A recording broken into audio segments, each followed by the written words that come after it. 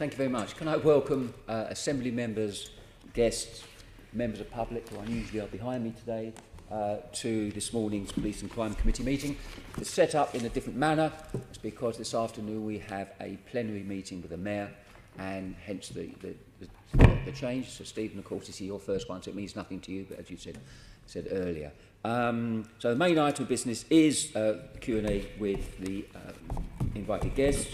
Members of public, as ever, may wish to follow us on Twitter and hashtag Assembly Police. As ever, please, could colleagues turn to silent their various phones, etc. Apologies, please. We have apologies from Assembly Member Whittle. Okay, thank you very much. Item 2, declaration of interest. Can I ask the committee to note the recommendation item 2, and as ever to declare any other disclosable interests that are not there contained. Thank you very much. Item 3, can I ask the committee to confirm the minutes of the meeting on the 31st of October to be signed by me as a correct record. Thank you. Item 4, can I ask the committee to note the complete and ongoing actions from previous meetings. Item 5, response to the committee's report, Detained Not Forgotten Healthcare and Police Custody. Can I ask the committee to note the responses to our report as detailed in appendices 1 and 2 of the report respectively. Thank you very much. Right, having done that, are we still a bit too under the lights? Okay, well, we'll struggle on and hopefully it'll get better. You're in the dark now. Right, okay. Fantastic. So, main item of business. I really don't want this to dominate our debate, colleagues. Put the lights on up there. Okay, we're going to continue. Right, main item of business again is invited guests. So we're very fortunate, of course, to have the Deputy Mayor Sophie Linden, Commissioner Police Cressida. Welcome, thank you very much for coming along, and very much welcome to Stephen Howes, Assistant Commissioner at the moment, but will be in post as Deputy in January. We're going to seek, the committee is going to seek hopefully an informal meeting with you, Sir Stephen, to informally give us an idea of your priorities. Did you want to just very briefly introduce yourself to the committee now? I certainly just can. A few words. I wasn't expecting the opportunity. Yeah, a number of you have known me and have worked with me before, and it's nice to see you again. Delighted to be back in the Met after a few years away in Scotland and actually working in the private sector. And I look forward to appearing in front of you and working with you in the months and years ahead alongside the Commissioner. Good. Thank you. We look forward to very much working with you. Okay, so we're going to go on to the questions this morning. We have a busy agenda because policing in London is particularly busy at the moment, and the number one item is the priority item in London at the moment, which is violence and tackling violent crime, something that we are very much concerned around. So there are several questions around this, and I'll direct them initially to the Commission. A subject at the moment that is very much of the moment is stop and search. So my first question really, Commissioner, there has been an increase in stop and search, both in individual stop and searches and Section 60s. The latest figures show that. So first of all, Commissioner, what impact has the increased number of stop and searches had on the recent changes in violence levels? Commissioner. You are right to say there's been an increase in stop and searches overall. There's also been an increase in the last year compared with previous years in the use of Section 60, and there has been a particular increase in the use of stop and search in relation to weapons specifically. And this is all obviously in response to the horrendous crimes that we've suffered earlier in the year and the setting up, amongst other things, of the Violent Crime Task Force. The Violent Crime Task Force currently about 250 odd officers bearing down on violent offenders, violent crime hotspots, protecting the public in every way they can. But they, together with colleagues from Trident and, in fact, the response teams, neighbourhood teams and the whole Met, are using a variety of tactics, but not least stop and search. If I turn to Section 60, obviously something that is a power that we know people are really interested in and that we must use sparingly for particular reasons in particular places for short periods of time. My own view is that that has had a real impact on reducing extra violence above and beyond what we have seen. We have been seizing large numbers of knives and offensive weapons and indeed firearms through the use of stop and search. The positive outcome rate remains high.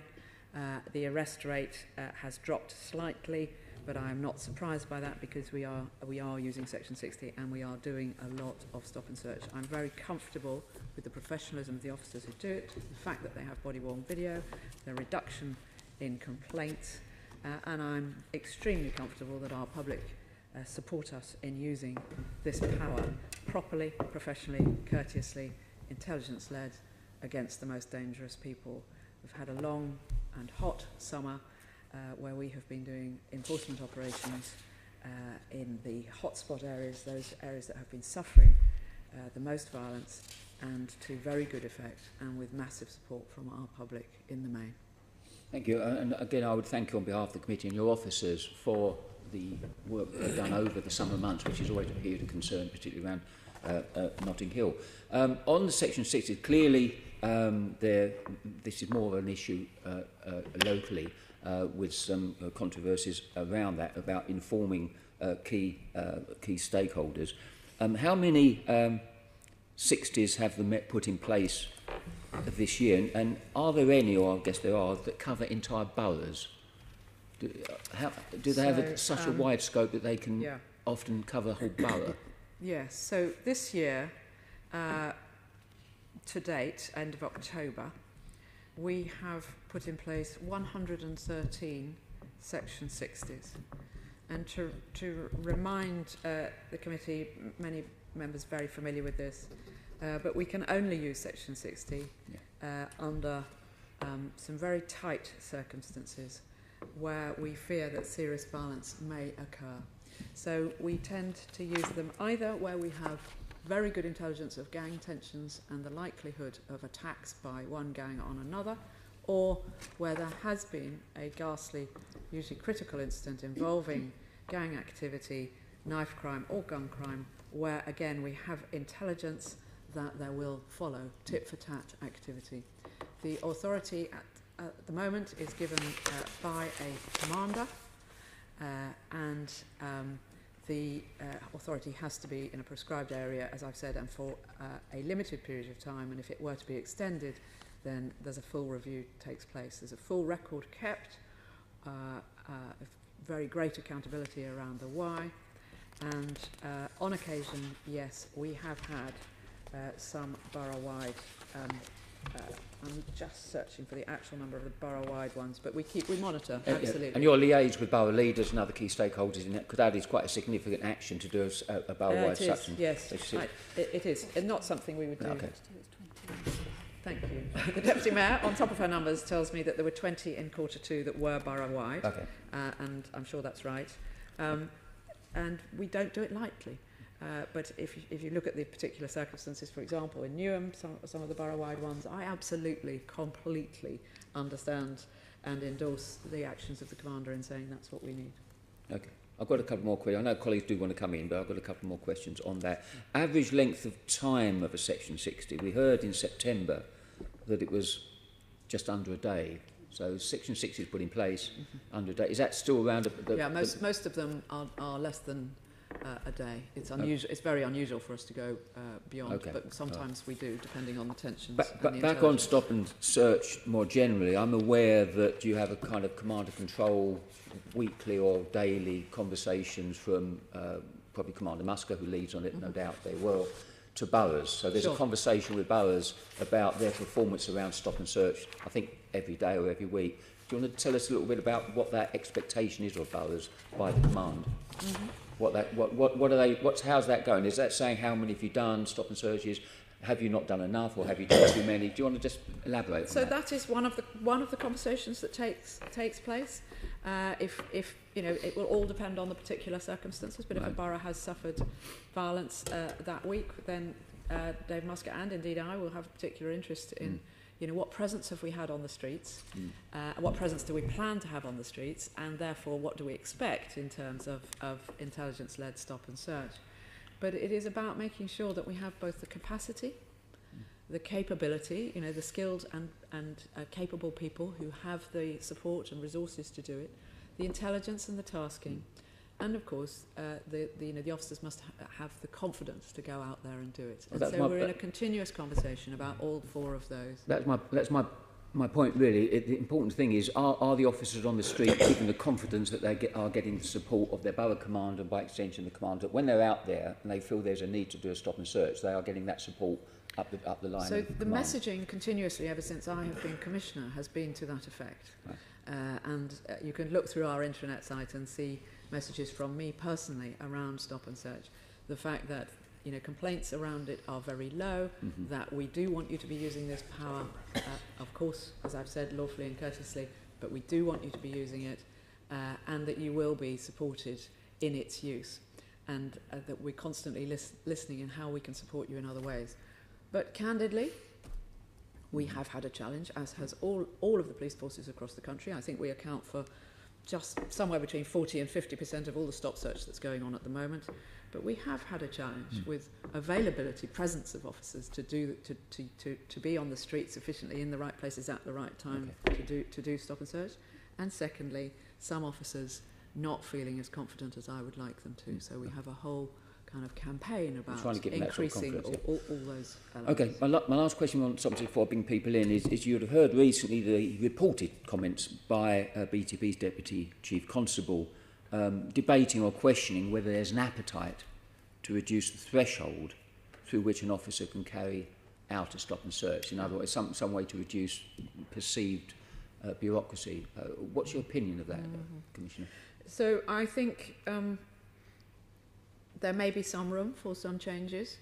To be clear with the committee, though, I believe that the law is from our professional point of view, the law is strong and it is clear. We have strong powers, and we would not want, as has been speculated in the media, I think, to go to a position where we didn't have to have, under Section 1 drugs and weapons searches, where there was a position where we didn't have to have reasonable grounds. We do think we should have reasonable grounds. In most circumstances, Section 60 is different and for a particular purpose. However, perhaps with Section 60 as an example, the fact that the guidance has changed so that it is now an assistant chief constable or commander authority. In some forces, I don't think ours, that perhaps has a slightly bureaucratic and chilling effect. It doesn't for us because, as you know, I expect my commanders to be on the phone on this issue or often. Secondly, the suggested guidance was that rather than in Section 60, a serious violence may occur, which is the law, will occur, was thought to be a better way of thinking about it in the guidance. Well, I've said, I'm sorry, the law says may. I have very experienced, incredibly operational, capable inspectors on the ground. If they think serious violence may occur, and that is what the law says, then that's when they put in an application. So it's may as opposed to will. Yeah, this is just on the sort of guidance side, if you like. I think there's been some speculation about whether officers should be able to carry out stop and search in relation to young people who they feel might need safeguarding, but they don't have sufficient grounds under the current law. Should they perhaps be able to stop and search for safeguarding purposes? This will be debated, I am sure. My personal view is that we need to be clear, and the officers need to feel that they know their powers, which they should, and the training is good, but we're doing more and more. Those need to be clear powers, and there should be no sort of ambiguity, and not things that, the parents might say, well, why did you think that? And then they have to explain it in a really complicated way. Officers need clarity. I understand why people might want to do that. I just don't think it will work very well. So I am advising, when asked, don't let's go for that change. Okay. All right. Well, same subject, Sean, I think. I just on the number of borough-wide Section 60 searches, can we have the figure for the number to date out of the 113? Because I've got figures from an MQ to May, and then we know that there's 20 in Q2, but that doesn't tell us how many of the total. so far this year? I think I do have this in my enormous pack, but I may not put my hand on it straight away, Sean. Can you get it to us before the end of the meeting? I will do my level best to do that. Thank you and very much. secondly, very happy to write after if I don't. Okay.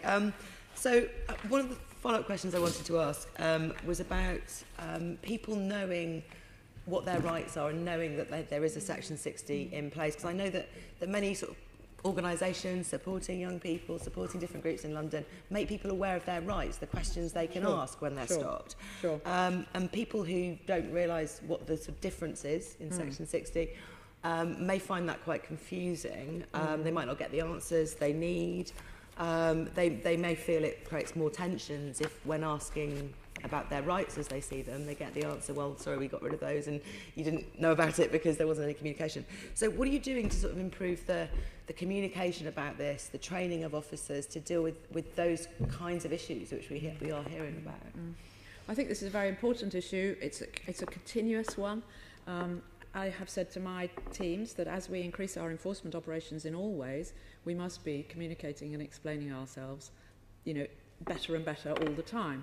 This is something, though, that is not just for the police to do. And in many of our schools, young people are given really good explanations of both Section 1 and Section 60. There are a number of documents available for people. As you say, many youth organisations also are involved in this. I would love more of our young people to have a better understanding even than they do now of their rights, and there's a whole series of different ways that can be done, but I don't think it is just for us. But my officers are very aware that Section 60 is different from Section 1, and they will talk to the young person about it. Do you mean there are school materials provided by the police about this? Yes, we have could have copies of to see how it works. And also, of course, for example, our officers who work with cadets, our officers who are in the schools, our officers who are in the pupil referral units. This is a key part of their role, is to make sure that young people are educated, for want of a better word, about their rights. So when it comes to communicating with the local community, how are you making improvements on that? Because I'm still struggling to find when, for instance, I've been informed as a local councillor, but that's not the only instance I'm thinking about. I look on Twitter, I sometimes see Section 60s being announced on Twitter, sometimes not, sometimes there are press releases, sometimes there are not. There don't seem to be a consistent way of communicating when there is one, or a place where you could go and check. If an officer's told you there's a Section 60, how can you go and verify that, for example? Well, again, a challenge, as you say, not just with Section 60, but also with other things, informing stakeholders, making it clear to the public what is going on. I do think Twitter is a primary route for us, and I would be surprised if the vast majority of our Section 60s aren't actually on Twitter if you look now. We'll certainly have a look at that. I think that is good practice. What it won't necessarily be able to say is, the precise roads and that kind of thing that is covered, because that is not practical. But the fact that, we are concerned about gang tensions in Shoreditch, hypothetically, and we now have a Section 60 and it will last for X hours, is something we would want people to know about. Yep. And if there's been an incident, we always try to put out there will be extra officers on patrol, they'll be doing this, that and the other, and there is a Section 60 in force. And are you getting any complaints about it? And would you be able to tell us how many complaints there have been of people who maybe been searched, been told, asked the questions, been told there's Section 60 and then complained about either their treatment or being unaware of this before it happened? I'd have to ask a further question of my teams as to which of the, as I say, much lower numbers of complaints than there used to be relate to searches that have been done under Section 60. I can do that.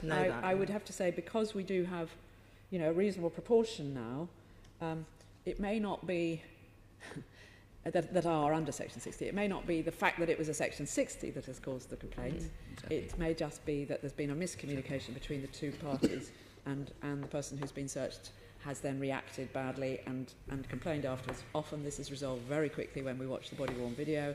There might be learning for both of us, or for one party or the other.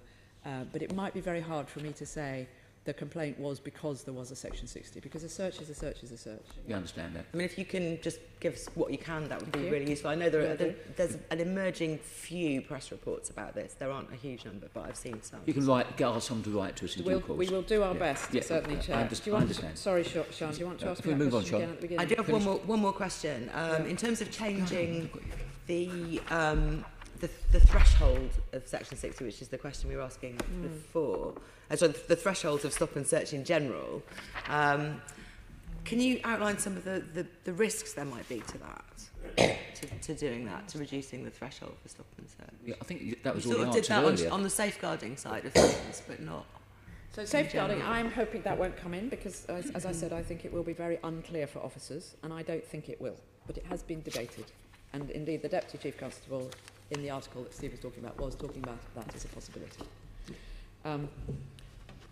Another possibility is that you, having specifically said in the law, previous convictions do not amount to reasonable grounds. I wonder whether people might take the view, but this is obviously a matter for government and the judiciary, that actually 2 recent previous convictions for carrying a knife might amount to reasonable grounds. People will have a view about that. I am very confident, as I say, that my officers are very professional. They work within the law. They know what they're doing, and if we can allow them to be confident and competent with less bureaucracy or slightly greater ease to do the job they want to do, the job they're out on the streets to do, that they know will have a good beneficial effect. I haven't talked about the crime figures, but is having a beneficial effect on the crime figures, then I would be in favour of that. Of course, as I've made clear in my answer about, any suggestion that we don't need reasonable grounds in general terms, I think is not suitable for our city in 2018. So the risk that you are referring to, I have no doubt, is that, we have people in our communities would feel that could result in overuse or unfair use.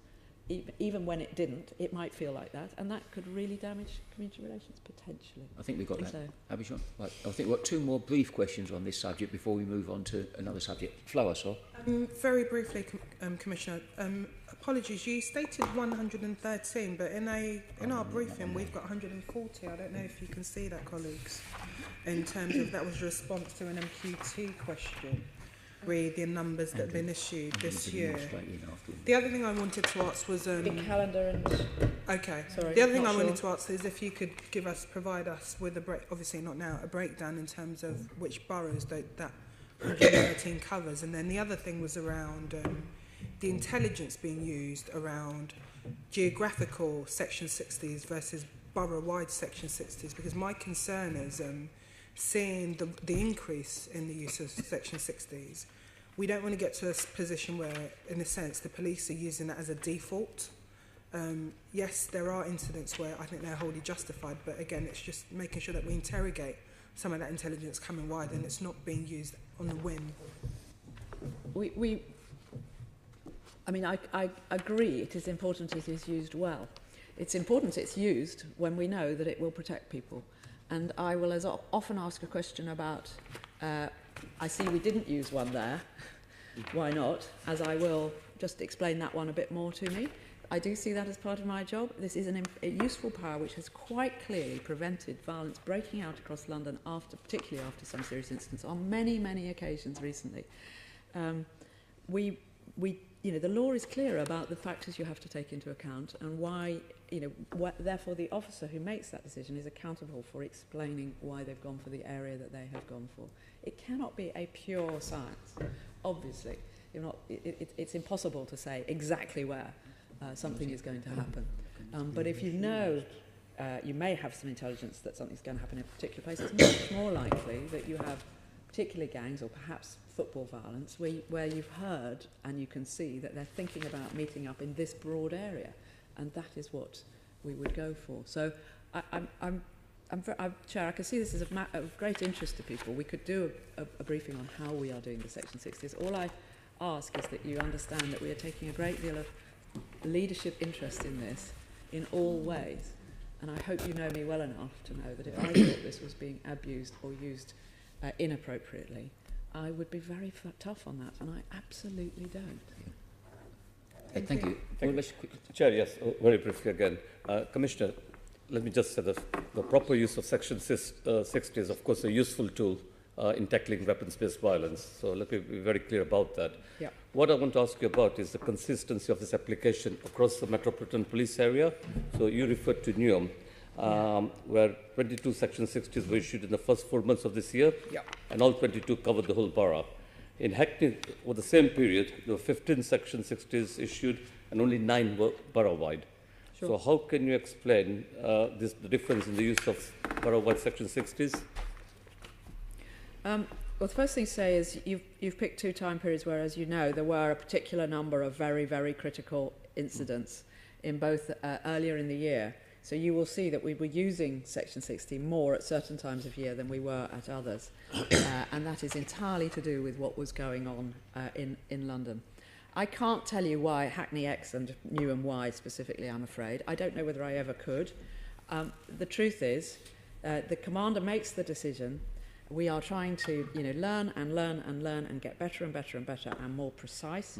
You will be seeing slightly less, I suspect, borough-wide ones now than there may have been, just because of the nature of the crime that is going on now. But you will be aware, sadly, that Newham is a great big place. It's like a great big city.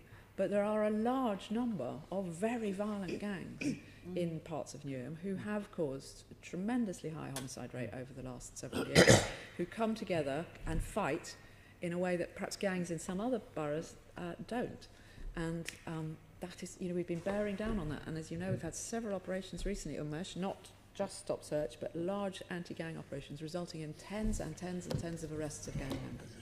Thank you. I mean, don't get me wrong, I'm not being critical. I just want a clarification. And I must also say on the plus side, in Newham, certainly, the borough commander or the appropriate officer has got procedures in place to inform us in advance of his intention or her intention to use his powers. And we can always improve on these things. I understand that. And it's another thing that Dave will be looking at on a weekly basis. How well are we communicating what we're doing with Section 60, and is it consistent across London? Okay, thank you. Can I just add, just in terms of concerns around it becoming default on Section 60, I mean, the Commissioner's really clearly laid out how she's keeping an operational, transparency around this, and I do that as well. However, we are nowhere near, in terms of the way that Section 60s were used previously, we are nowhere near that case of it being a blanket use of a power. In 2011, there were on average 4,000 Section 60 searches per month. Since the beginning of 2018, in terms of Section 60s, there's been just around 6,500 for the whole year. So it is being used from my point of view, and I think it's important to put that in context to give confidence around this. It's been used proportionately, and we are nowhere near the levels of Section 60 searches, which rightly caused such concern a few years ago. I think Linden wants to come in. Thank you very much for that contribution, because I just want the police to be very clear about this. So, and I think, Commissioner, you're right to talk about Newham, but we can talk about a number of boroughs. The issue that concerns us is look at neighbouring Hackney, similarly challenging, as issued in terms during the same... So the Section 60s in Newham were 22 Section 60s, and in the first 4 months of this year, all 22 covered the old borough. Okay. During the same period in Hackney, 15 Section 60s were issued, and 9 were only borough-wide. Now, we could take a number of conclusions about that, about where that goes. That's what I think we want you to concentrate on, and I think there may well be justifications where it is, but when you receive stats like that, both challenging areas, both in terms of whether it's gang matrix or in terms of homicides that have occurred, and we have a different approach there. What is it? And I think that's what we're trying to convey across to you, why there's concerns. I think it's a very important tool. It's an important tool that we need to keep. That's why we're asking these questions, and that's what I think we need to understand about some of the data. And the period that my colleague was referring to wasn't a calendar year. It was issued as October 2018, and the source is MQT, 24th of October. So that source of the information that my colleague was quoting earlier on comes from the police, because I presume it's provided for the Mayor. Statement question? No, I just want you to be aware of why we're asking it, and why the stats, why I think we're concerned on this side about how it's being used and the way it's being used. And there may well be good reasons for it, but I think it's incumbent of you to tell us that's what the good reasons are and why that variation occurs in both challenging boroughs. I am not going to sit here now and second-guess decisions made by my operational commanders earlier in the year when there was violence breaking out left, right and middle, the peak of the homicide rates. All I would say is we are spending a huge amount of time on this issue as a leadership team in the way I hope you would expect us as professionals. We're very happy to do further research. We're very happy to come and talk about how we now use it. We're happy to talk about the accountability and the leadership and the management that goes with it. I am very confident in the grip that we have, and I'm equally very confident, as the Deputy Mayor says, that it's very proportionate, very carefully and sparingly used, and it has been done to fantastically good effect. Thank you for that. I think it was worth spending that time on that. Now, different subject. Andrew. Yeah, just on Section 60, if I not may. a different subject. I was going to say, Commissioner, was that in Camden we've had one or two, and after the double murder in February in Kentish Town, I think the community very much welcomed the fact that you were taking that action, and I think it really did take some of the heat out of the very dangerous scenario that we saw. So, as far as I'm concerned, it was both proportionate and necessary. I think the community felt the same. I want to talk to you about moped crime, and I think I raised this with you about this time last year, and you said you had new tactics, and I was somewhat sceptical, but it does look as though, certainly in Camden, we've had significant success in getting the numbers down dramatically, though this was discussed at the Safe Neighbour Board AGM last night, and there was still concern that the numbers are still high, even though they have come down dramatically. And we saw the film at the weekend of people getting knocked off their mopeds and so forth, and I think a lot of people were giving 3 cheers to the police for doing it. But perhaps you could say how often that tactic is actually used, and whether anybody's been seriously injured as a result of it, because I suspect that's probably not the case. So this is a subject we've talked about a number of times here. As you know, I made it very clear when I became Commissioner that violence was my #1 priority, and within that I started talking very quickly about moped-enabled crime as a really serious challenge for London, because of the rate at which the crimes had been increasing for the previous sort of year and 18 months, and secondly, the fact that it felt to the community that offenders could operate with impunity in certain circumstances, and were really, just laughing at law enforcement. But most importantly, just lots and lots and lots of victims. I don't normally bring props, as you know, but just to remind you, what the graph has done. So here we are. And this was early summer last year. This is use of two-wheeled powered vehicles in the commission of a crime. So it was going up almost exponentially, and it has come right down. And that has been through a whole range of tactics. As you said, there was great interest in a video that we produced, but the media were briefed on the whole range of tactics, from prevention work, very well done in partnership with councils, with local people, with the industry, to make the bikes harder to steal, to find out where they're being stashed, to track them better intelligence work, better investigative work, better linking of crimes across London, faster enforcement, and a whole range of other kind of both preventative and investigative tools. One of which is having, in the highest crime areas, and you'll remember that sadly Camden and Islington was hugely dense with these crimes, and particular parts of those two boroughs in particular. But having in those areas initially the pursuit vehicles with the very highly trained drivers, I'll come back to that, more densely than they normally would be.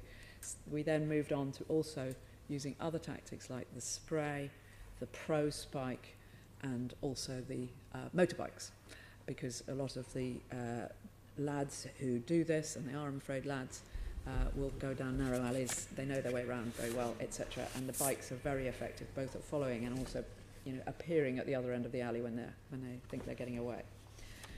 We've had a massive effect, both on the crime figures and on the number of people locked up. Sometimes we do pursuits Not very often, but we do. And when I arrived as Commissioner, I said I have confidence in my highly trained pursuit drivers. I do. I'm not sure how many of you have ever been out with them, but you would be welcome to go out with them. Frankly, they can drive at extraordinary, by our normal standards, speeds, and make you feel like you're just sitting in an armchair, as opposed to when you're, as it were, driving your partner along and they're, at 20 miles an hour, they're thinking, oh my God, what's going to happen next? They are extraordinarily skilled. My partner, anyway. They are just so capable, and they have had the basic driving training, which was for 3 weeks. They then have they drive for years, a police vehicle with blue lights and everything else like that. Then they have advanced driver training. They will then drive, and that's another 3-week course at the moment. So 4 weeks and then 3 weeks, years of driving. Some of them will be motorcyclists as well. They'll have extra training, obviously, for that. And then on top of that, they do the top-end pursuit training, which is another full week. And as part of that, they are taught how, in very limited circumstances, having risk assessed it properly, they will do the tactical contact. People kept saying to me, including here, you're not doing any pursuits. And I was saying last year, we are. Look at the figures. So in 2017, we conducted 651 pursuits against powered two-wheel vehicles, and this year we've done 480. Very few of those result in the tactical contact at the end, but some do, around about, I think it's about 60 in the last year. Something like 60 tactical contact, which is what you saw on the video.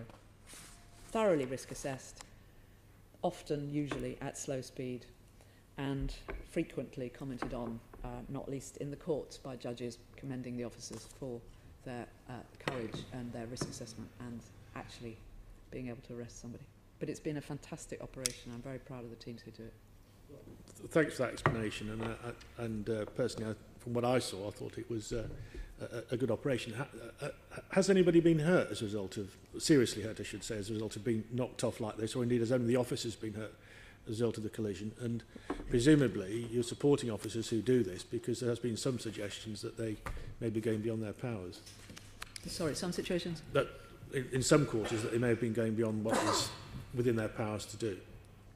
So we have had officers injured in the fight against moped-enabled crime. We absolutely have. More commonly, when people have grabbed somebody at a junction, we have plainclothes officers and sometimes uniform officers, and any one of us, if we were walking down the street, would, if you like, think about it but have a go. We have had officers undoubtedly run over, dragged along the road on occasion, and kind of wrestling with people getting injured. I'm not aware of any officers being injured in the tactical contact. Steve says no, I don't think we have. We have had a small number of people on the mopeds, and let's be clear, these are people who have been repeatedly left in no doubt whatsoever that there is a police vehicle following them that is asking them to stop. These are people who are driving very, very dangerously, making it absolutely clear they have no intention of stopping, and making it absolutely clear that they will take the most terrible risks with other people's lives, up and down pavements, goodness knows what. And they are, in a small number of occasions, I say, we've used tactical contact, and in a tiny proportion of those, we have had people who've been injured.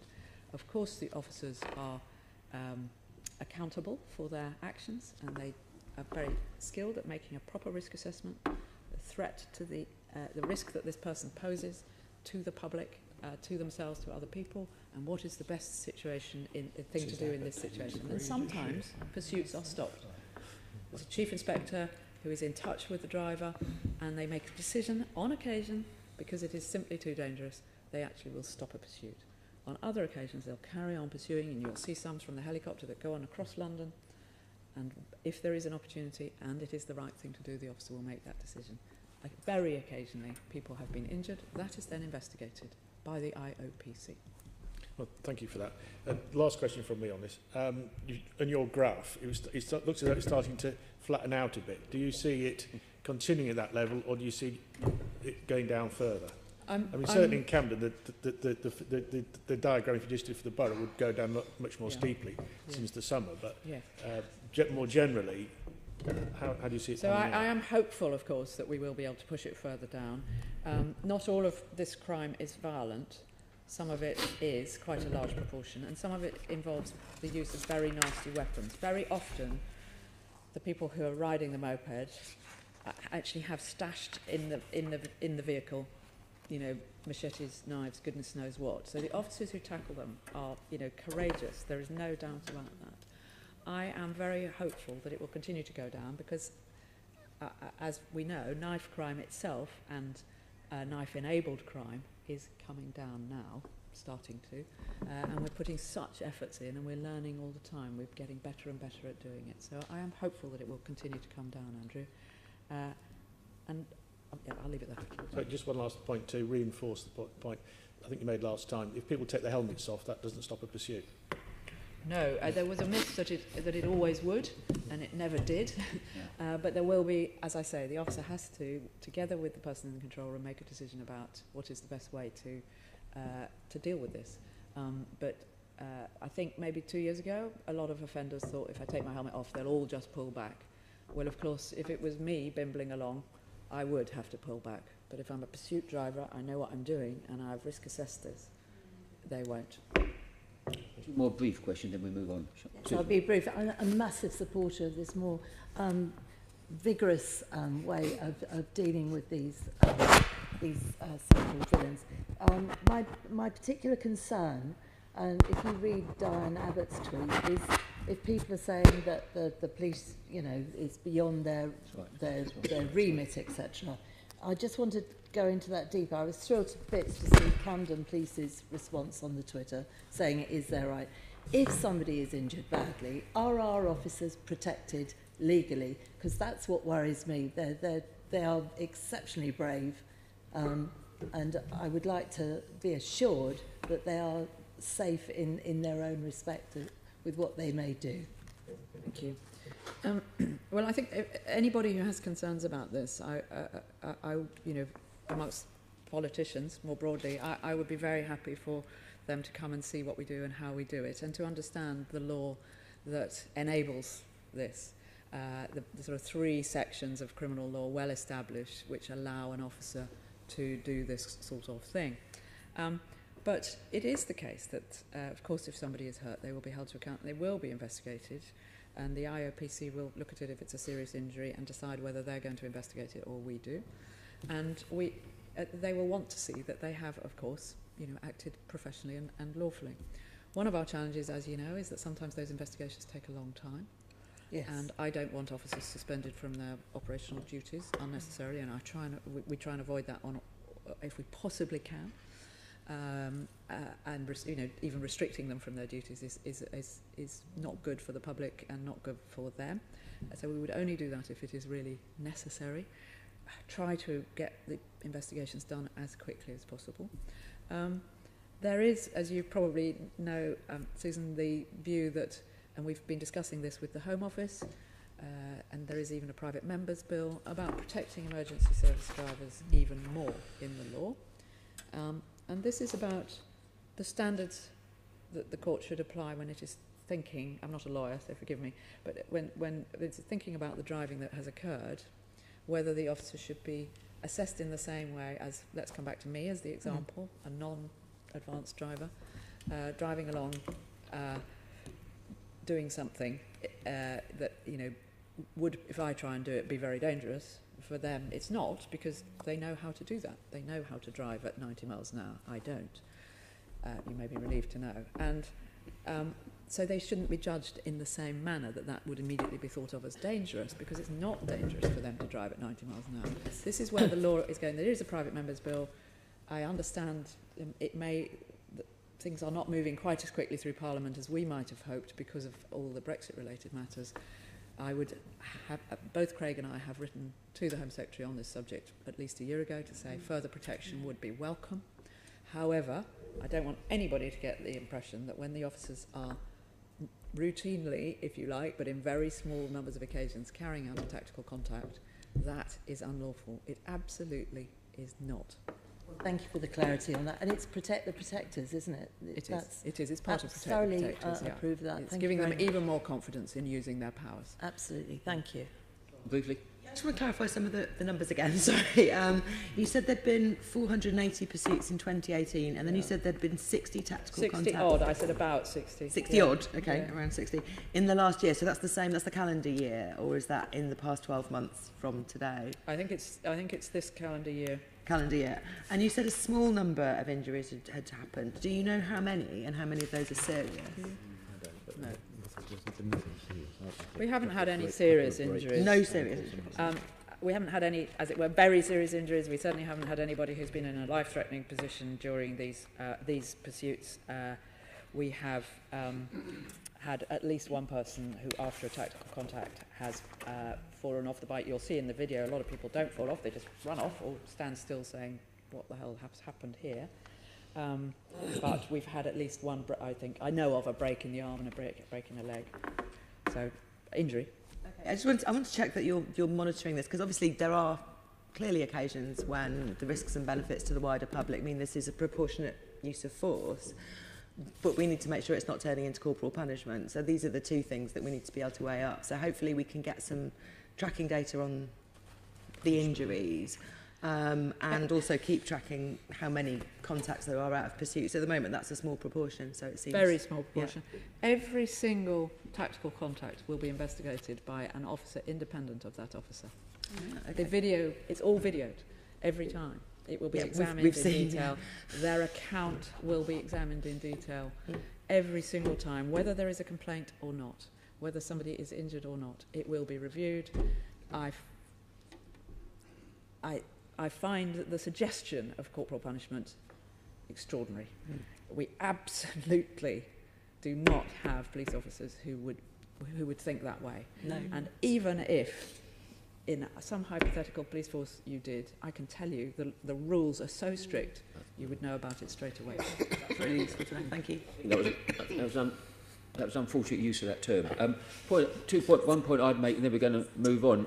Having gone the wrong way down, where was it, Camberwell New Road, 80 mile an hour with your drivers, I'm massively impressed with their expertise. Even though I tried not to close my eyes because I didn't want to look a wimp. I probably did most of the time. I have one last question.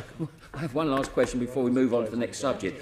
This is a topical question. You would have seen the news yesterday that a suspended sentence was applied, and I know you won't always comment. You won't comment on individual cases. But in Croydon, you'll remember it was well advertised where an individual had a road altercation and pulled a zombie knife out and chased a poor fellow down the road. This was well advertised yesterday. That individual was quite rightly arrested. That individual was taken to court and received only a suspended sentence. I'm astounded by that. I don't necessarily expect you to comment particularly, but would you like to? The Mayor did. Because the Mayor has, and I have, and others have. And what sort of signal does that send out there? I think one of the challenges we have is that nowadays, of course, we do all see violent things put up on the net quite quickly when somebody's phone recorded it on a phone and it goes up there. So we form an impression of what happened, and of course a court takes into account the full circumstances of what actually happened. You know, that certainly looked first blush like the most extraordinary violence in a road altercation. I don't think it was, strictly speaking, what you would think of as primarily a road altercation, but it was extraordinary violence. But the court has made the decision the court makes.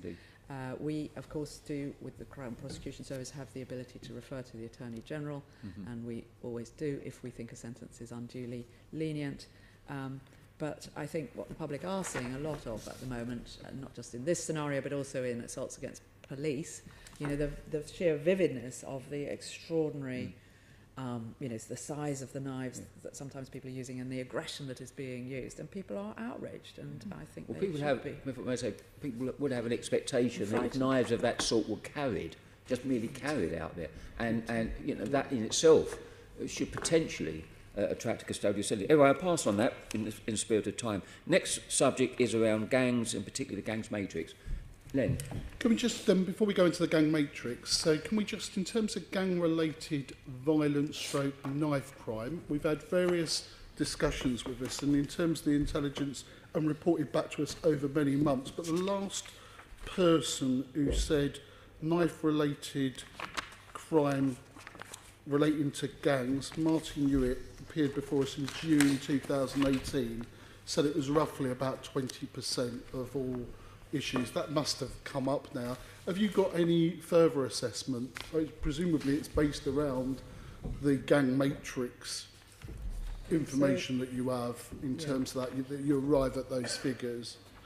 Have you got any it is quite a hard thing to be precise about, Len, as you kind of infer. If we look at, for example, the very sad homicides, it's only a small proportion that are very, very clearly as a result of one gang against another gang. It's a very high proportion, I'm just looking for my figures here, that actually one or other party or both are clearly involved in or on the fringes of gangs, and it is often then subsequently turns out to be a drugs dispute or a dispute that is between these parties because they're in gangs. So I wouldn't want these figures to be taken as concrete, because they're really not, for all the reasons you would explain. They go around. But of our homicides, at least 40%, are connected with gang activity. Now, if you take into account that only 70 are on the streets out of the sad number of over 120 that we've had, that's a much higher proportion of the ones on the streets than 40% are involved with gangs.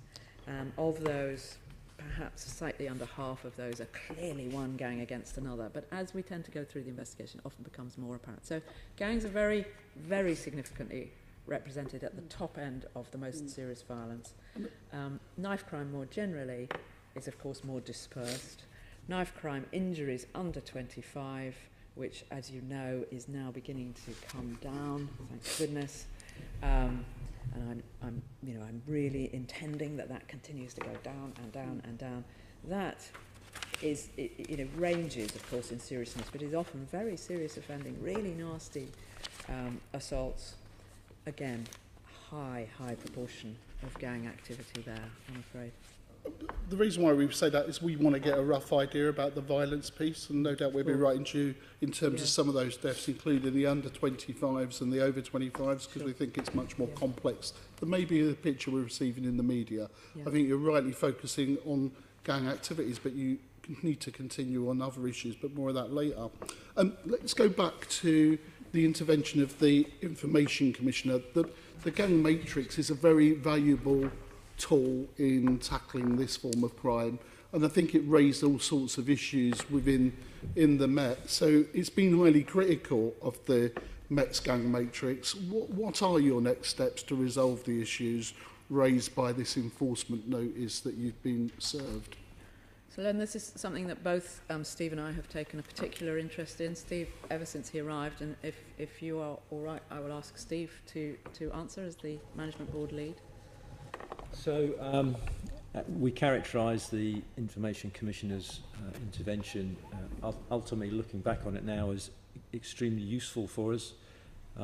We have no issue or debate with what the Information Commissioner has said about the way we've handled data.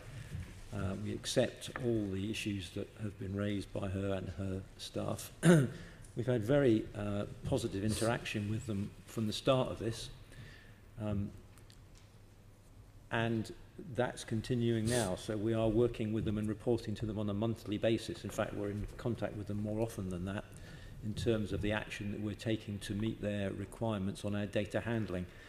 I'm quite convinced, as is everybody else involved in the gangs matrix work, that by the time we are compliant with them, and we will be within a matter of months, much of the stuff that they've raised we had already started working on because we were aware of it, that when we are compliant, the gangs matrix will be in a much better place for the organisation, and obviously will comply with the legislation as required.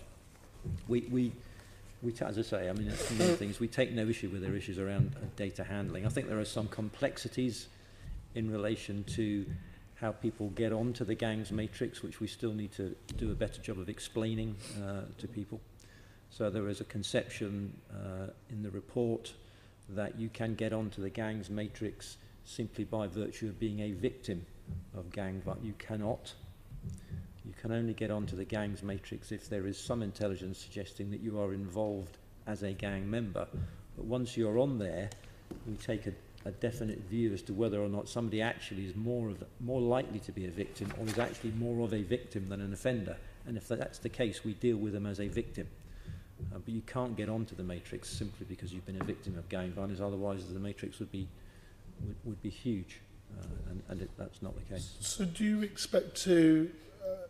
So, have you already published your response to the IOC, or the recommendations that you're doing? Are they readily available, or are they just internally into the? We've communicated to the Information Commissioner what we intend doing about it, and they've accepted that we're moving in the right direction. And we, as I say, we have monthly reports into them so that they can keep us on the right track and tell us whether we're going down the right direction. But we're quite convinced that we are. They've given us very positive feedback about our plans, and as I say, I'm quite content and convinced that we will meet all their requirements, and that the matrix will be in a better place as a result of it.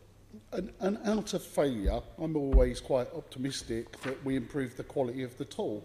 So that's the IOC issue. Give us a flavour of some of the things that would have been thrown up by inquisitive managers about saying, well, actually, maybe it's a time we look at this. The very issue you said, how do you arrive on the list? Who are you? What is it? And all the rest of it. So what other actions, is there an action list around that of improving the quality of this, which I think is an important crime-fighting tool?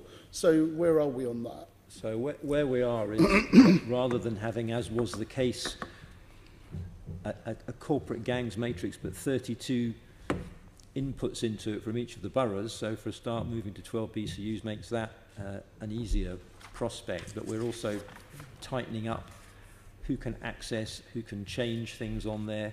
We're also tightening up how we share information with partners, which is appropriate to do so. We have to do so within the law.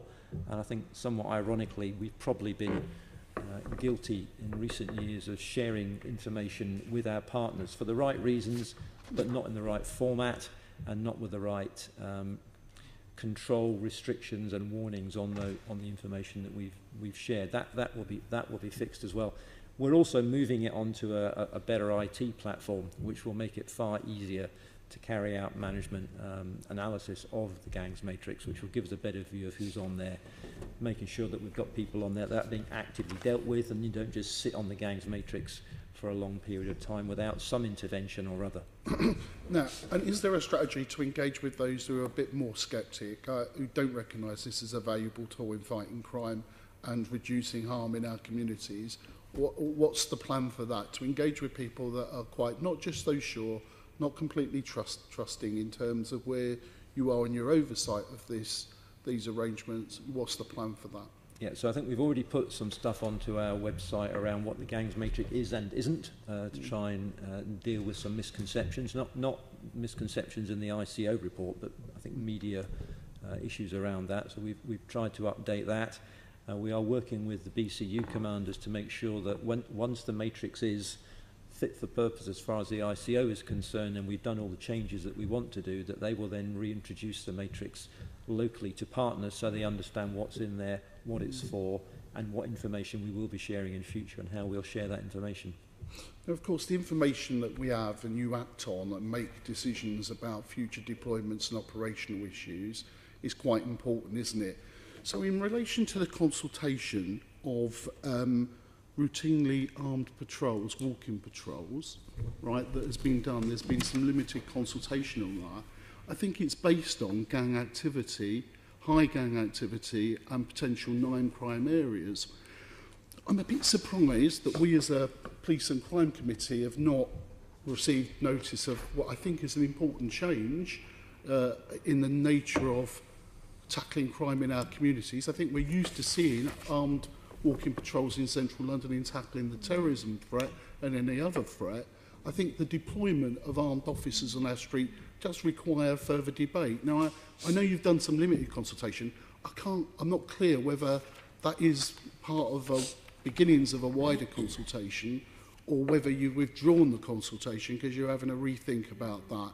I think there's mixed views around this table. I think the principle about a major change in policing activity around that just deserves a wider conversation and a wider debate, because you're going to base that operational change on information. Presumably the gang matrix will be one of that sources of information that you'll base it on. Maybe in terms of level of knife crime and activities is there.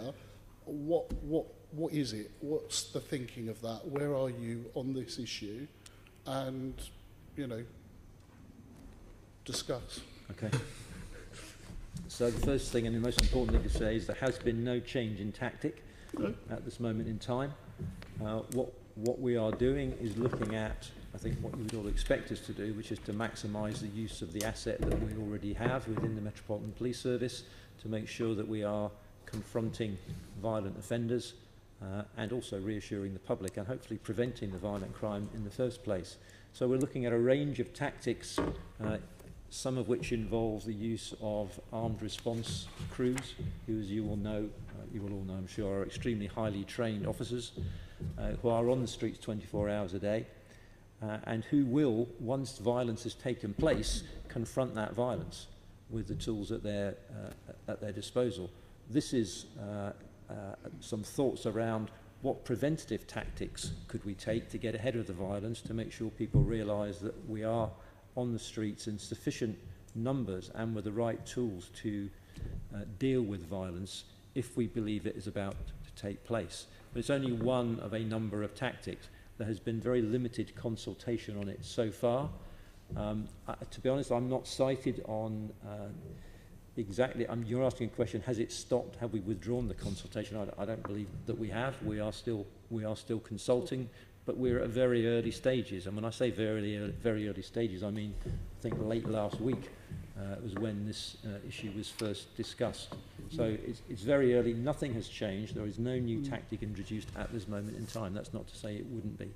Can I just link back to the gangs matrix issue, though? Well, can you just link back first on the consulting with some and whether we should have been part of that consultation or not on the principle? I don't want to use the swear word, a bit up my backside about it, but do you not think there's a difference between we've always had armed response available for those incidents that you've said.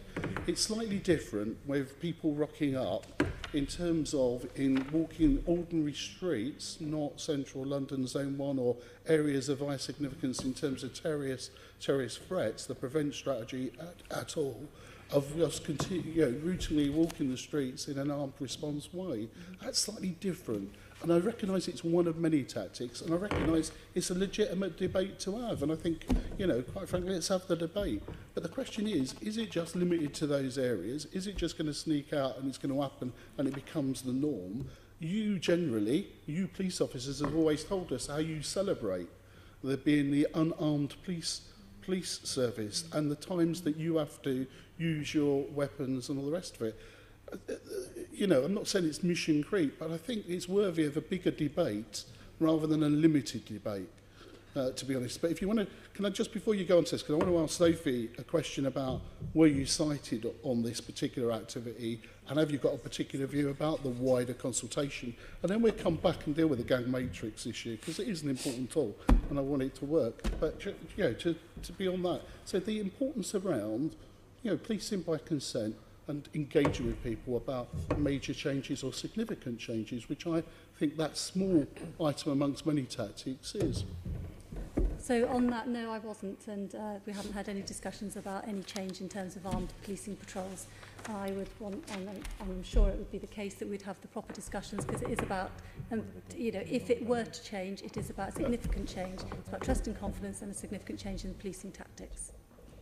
So, firstly, one sentence on gangs matrix. It is a very effective tool. I think you've said that already, Len. We utterly believe that. We have research coming soon. We hope that we'll begin to show that. And we are absolutely committed to doing it as well as we can and as lawfully as we can. We have, turning to armed officers, we have armed officers in a whole series of dispositions across London at any one time, as you know. And as you've indicated, there are officers with open, large firearms in a number of crowded places and iconic sites at any one time.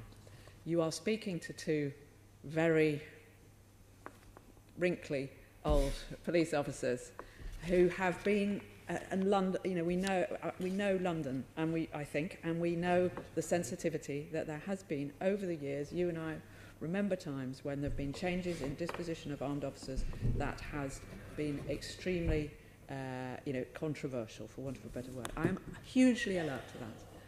But right now, as we speak, if there was a problem in a particular area, you would see large numbers potentially of armed response vehicles. You would potentially see when officers are carrying out stop search, the armed officers would already not be sitting in their vehicles. They would be out on the street with their firearms in any part of London where there has been very serious violence or there is about to be serious violence. That is already being used. The possible proposal here is half a step on from that, which is that if something truly ghastly has just happened or is about to happen, those officers who at the moment would stand next to their vehicles might take a very short foot patrol. This is a small change potentially in tactic. In extreme circumstances, I could go on. So what I must reserve for me is the ability to make operational decisions about the best use of our people, armed or not. I fully understand the public quite rightly, and politicians indeed have an interest in how we use armed officers and that we don't become an armed routine default. This is so far from that, I cannot tell you, but so the commander who's leading this has been tasked by us to look at how can we get even more effect out of the armed officers rather than just driving around. What else can they do to help?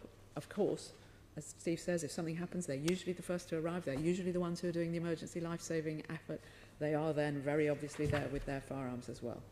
But is there anything else? So it's a series of possible small changes, which you've highlighted. One, we haven't decided to do it. All we have done is talk to some people on the two different consultative groups, as I understand it. What do you think people might think? And we have, of course, actually also, maybe not Sophie, but sent a message up here to City Hall to say, we are looking at this and we'd be interested in what people think. So I believe, I understand always, please consult maximally, but small tactical changes, if they don't have a major strategic impact, must be reserved for us to do, but we wanted to see how people feel. That's all we are doing. And I think that in doing that, I think we could have had a bit more wider consultation, and I don't think there's anything wrong. Nothing you've told me I can disagree with.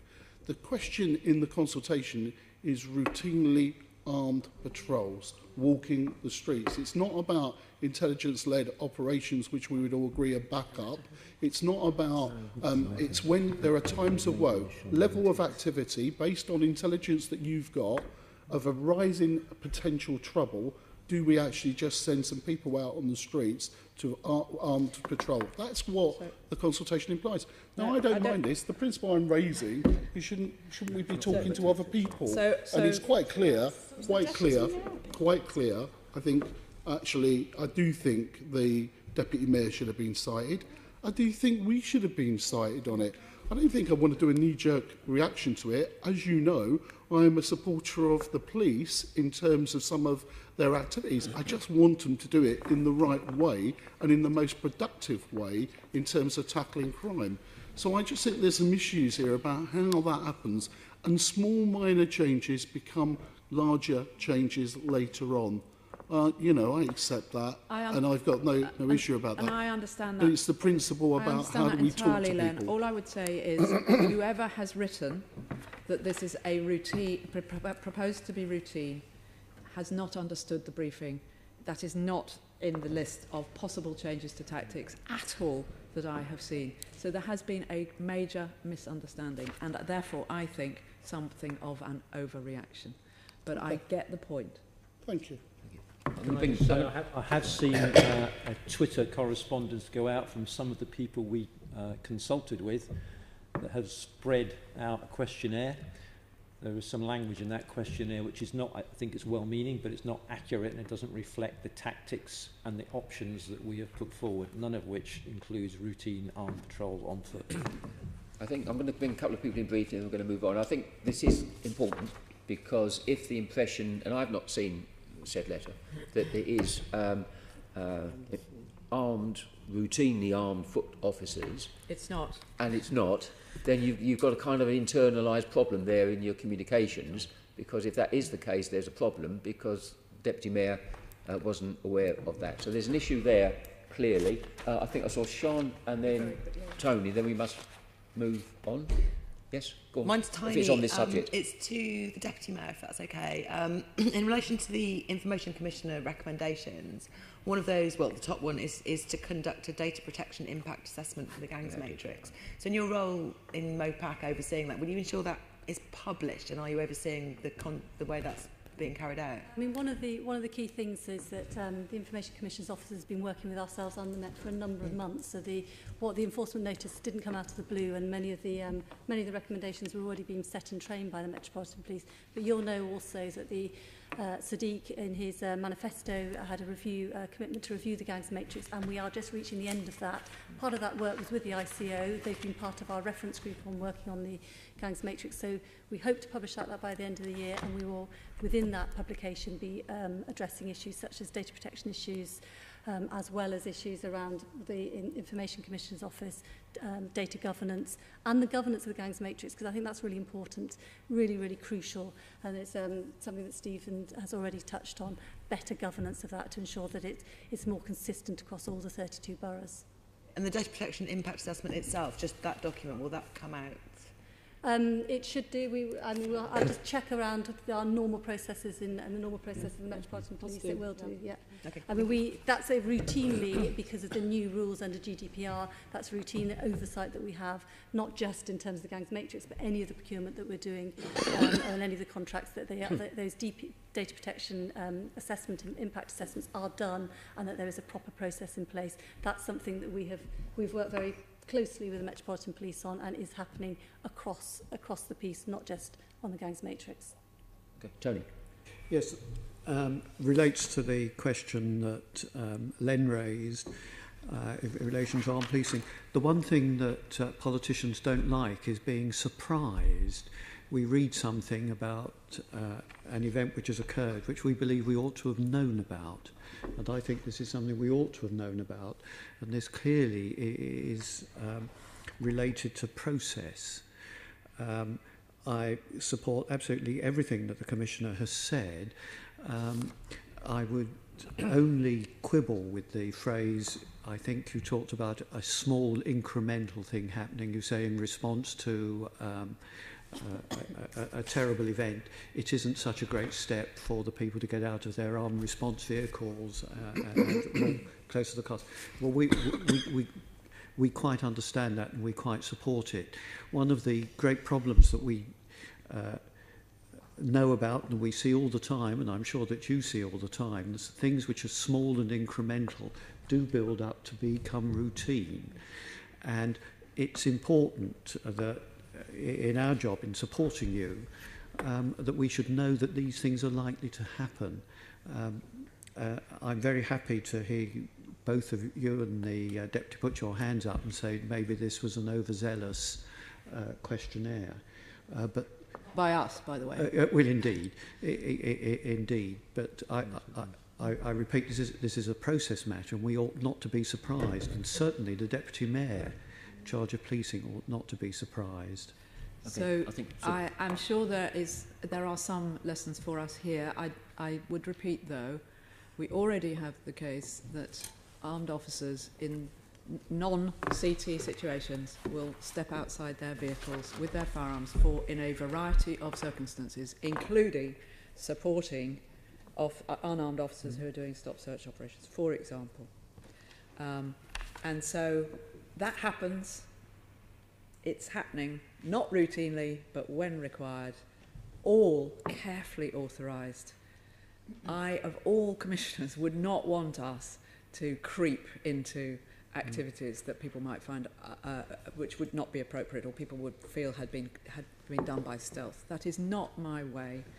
I simply think this is a possible change that isn't a large one, which would, if at all, no decision yet, be made in very unusual circumstances, and we would hold it at that we should ask some people how they might respond to it. But it is nobody should get the impression that armed officers are not already standing outside their vehicles with their firearms for protracted periods. That's what they do. And sometimes they will walk around. And this is genuinely, for me, and I have gone through this in detail with my lead, and I'm very happy for him to come and talk to you about it. I do see this in the scheme of the history of armed policing, a small change. There are a variety of things they're authorised to do. This is, if it were to happen, a small change. I think it would be a beneficial one.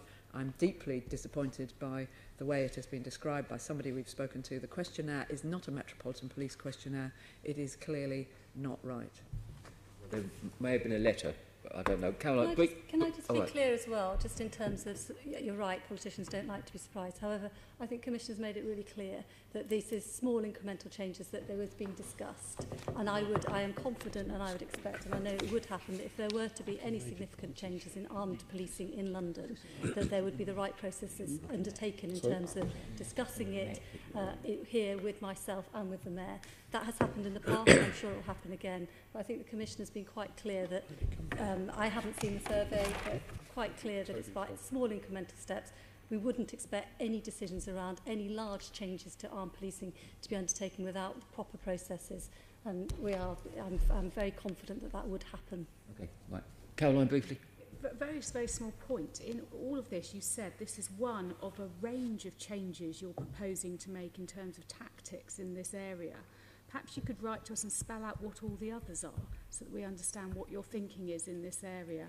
And I have to say, just the Deputy Mayor, I'm surprised you're immediately how you've just responded to our concerns this morning. You haven't looked at the detail of this. I'd have thought you'd want to have a pause before making such strong supportive comments of what the police are doing without looking at the detail. I haven't. What I just said is that in terms of any significant changes around armed policing, I'm confident that the process would be undertaken, that there would be proper consultation, and that the Commission has made it clear that these early stages, there has been no change, very early stages. Clearly it would have been better if that survey had not been written in that way, because it doesn't reflect any of the discussions that are taking place, and it would be much better if those processes were happening with City Hall. But I'm confident that if there were to be any changes and any decisions taken, that process would happen. Thank you. I think this may well be more of an internal process issue. The letter appears to come from the Met, so this is something that you would need to go back and look at in the office, in essence, because clearly the officers in their cars will have to occasionally get out of the car because it's the nature of it, and we understand that and we are supported. And I think if this had been dealt with internally a bit better, we probably wouldn't have necessarily had to have this exchange in the first place. But I guess you've been told, haven't you, really? And that's fine. Right, now we need to move on, and we need to pick up on time both in the questions and answers so that we can get through the whole group of questions. Susan. Okay, we're now talking about drugs. I just briefly want to say that I see that in September the Violent Crime Task Force seized drugs worth £3.5 million. So congratulations to them on that. That's extremely good. Commissioner, you've previously made comments about drug users fueling drug trade without realising the implications for violence. Do you think that your message is reaching those that create the demand? Goodness me. I've no idea whether that particular message is I genuinely don't know. It has been repeated by many people in different ways, and I hope that in terms of the casual, recreational, so-called Class A drug users, maybe that message does affect some of them and make them stop and think about being more socially responsible as well as complying with the law. The people who create the demand are, come in many forms, and we have a significant problem, not just in London, but across the UK, as you know, with very entrepreneurial dealers who are constantly looking for new markets and to get more people engaged in buying their drugs. And we're doing a huge amount of enforcement activity against both the gangs that work in London and the gangs that are running county lines out of London. We're seizing huge quantities of drugs and indeed cash related to that, and we are doing that entirely through the lens of which ones cause the most harm, which are the most violent, and trying to get those people locked up. And we've had some fantastic results recently. Excellent. I mean, I was going to ask you about county lines. Do you think they are reducing? I'm afraid nationally I don't. I think we are still forming the real picture nationally, and I'm afraid, if anything, it's probably you know, although there have been some very, very, very outstanding results, not least we've in London have rather led the way with the approaches to county lines, and we have had some very successful operations where people have been you know, locked up, got long sentences and given orders, and not just charged with drug supply but also with exploitation of various sorts and human slavery, which means they get much longer sentences and extra orders. We have, you know, made some impact, I think, through our county lines work, and I think the building up of the County Lines Coordination Centre, better intelligence sharing, better work with children's services and other local authority bodies up and down the country. It's all improving the capability nationally, but it's a complex challenge. These are very determined people, often very violent people, people who find it easy to draw young people into their ring and offer them or bully them into thinking it's the best thing that they can do. And I would have to say at the moment I don't feel we are reducing the phenomenon, but it's a real challenge across the country. In some respects, when I talk to my colleagues in smaller forces where they have less capability, less experience, I think it is, you know, causing some tremendous challenges in small county towns where lines may come from any big city, not just London, but of course we are the biggest exporter of county lines. Like 40%, isn't it? Yeah. Yeah. So I think we've got a very long way to go with this as a phenomenon, I'm afraid. Okay. Do you? I mean, the perception is it's drugs that is driving most of the crime in London. Yes, I mean the people at the top level tend to be what they call sort of poly-criminals. So any drug, and indeed if it wasn't drugs, it might be another illicit good or some other way of making a lot of money. But the sort of the guys who are running the rings up and down the country, this is all about making money out of drugs, and then using violence to make money out of drugs, and then using children, exploiting children to make, sometimes in a violent manner, to make money out of drugs. And so demand is very important as well as supply into the country, which I'm afraid also shows that every sign of, you know, production and importation and supply are up, certainly in the long-term trend for cocaine rather than down. Okay, which isn't good news, but thank you for that. Deputy Mayor, in the development of the police and crime plan, we called for a clearer plan from the Mayor on drugs. What evidence can you give us that MOPAC is having an impact on tackling this crime, which drives so many other crimes? In terms of the violence in London and how much is drug-related, there is clearly a significant proportion, as the Commissioner's pointed out, but also the Home Office's own researchers research into the strategy for serious violence has pointed out. In terms of what we've done from MOPAC, we took a very difficult decision to top-slice the London Crime Prevention Fund in order to be able to ensure that we could commission across boroughs and across London for some of those issues that are very difficult for individual boroughs to commission on, and foremost in our minds was around county lines. And because we have done that, we now have a programme which is £3 million strong across London, working with the victims and those children that the Commissioner have talked about who've been groomed to be taking drugs up and down the county lines. So that's a very specific programme that's flowed out of the Police and Crime Plan and some difficult decisions around the London Crime Prevention Fund, and it has also attracted extra resources in from the Home Office as well because of that, which was also one of the aims that we have been doing.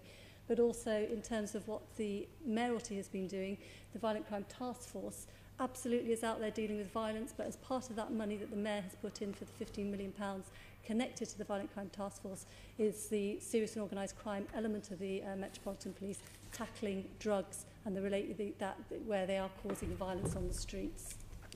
Okay, thank you. I'll leave it for time reasons. I'd like to come back to the demand side of it. I think I raised this with you not so long ago as well, Commissioner. The demand side of the drugs trade. And in fact, we had on the supply side, there was a very successful operation in Camden Lock not so long ago, which has made a big difference. But it's the demand side. You talked about the recreational use of Class A drugs.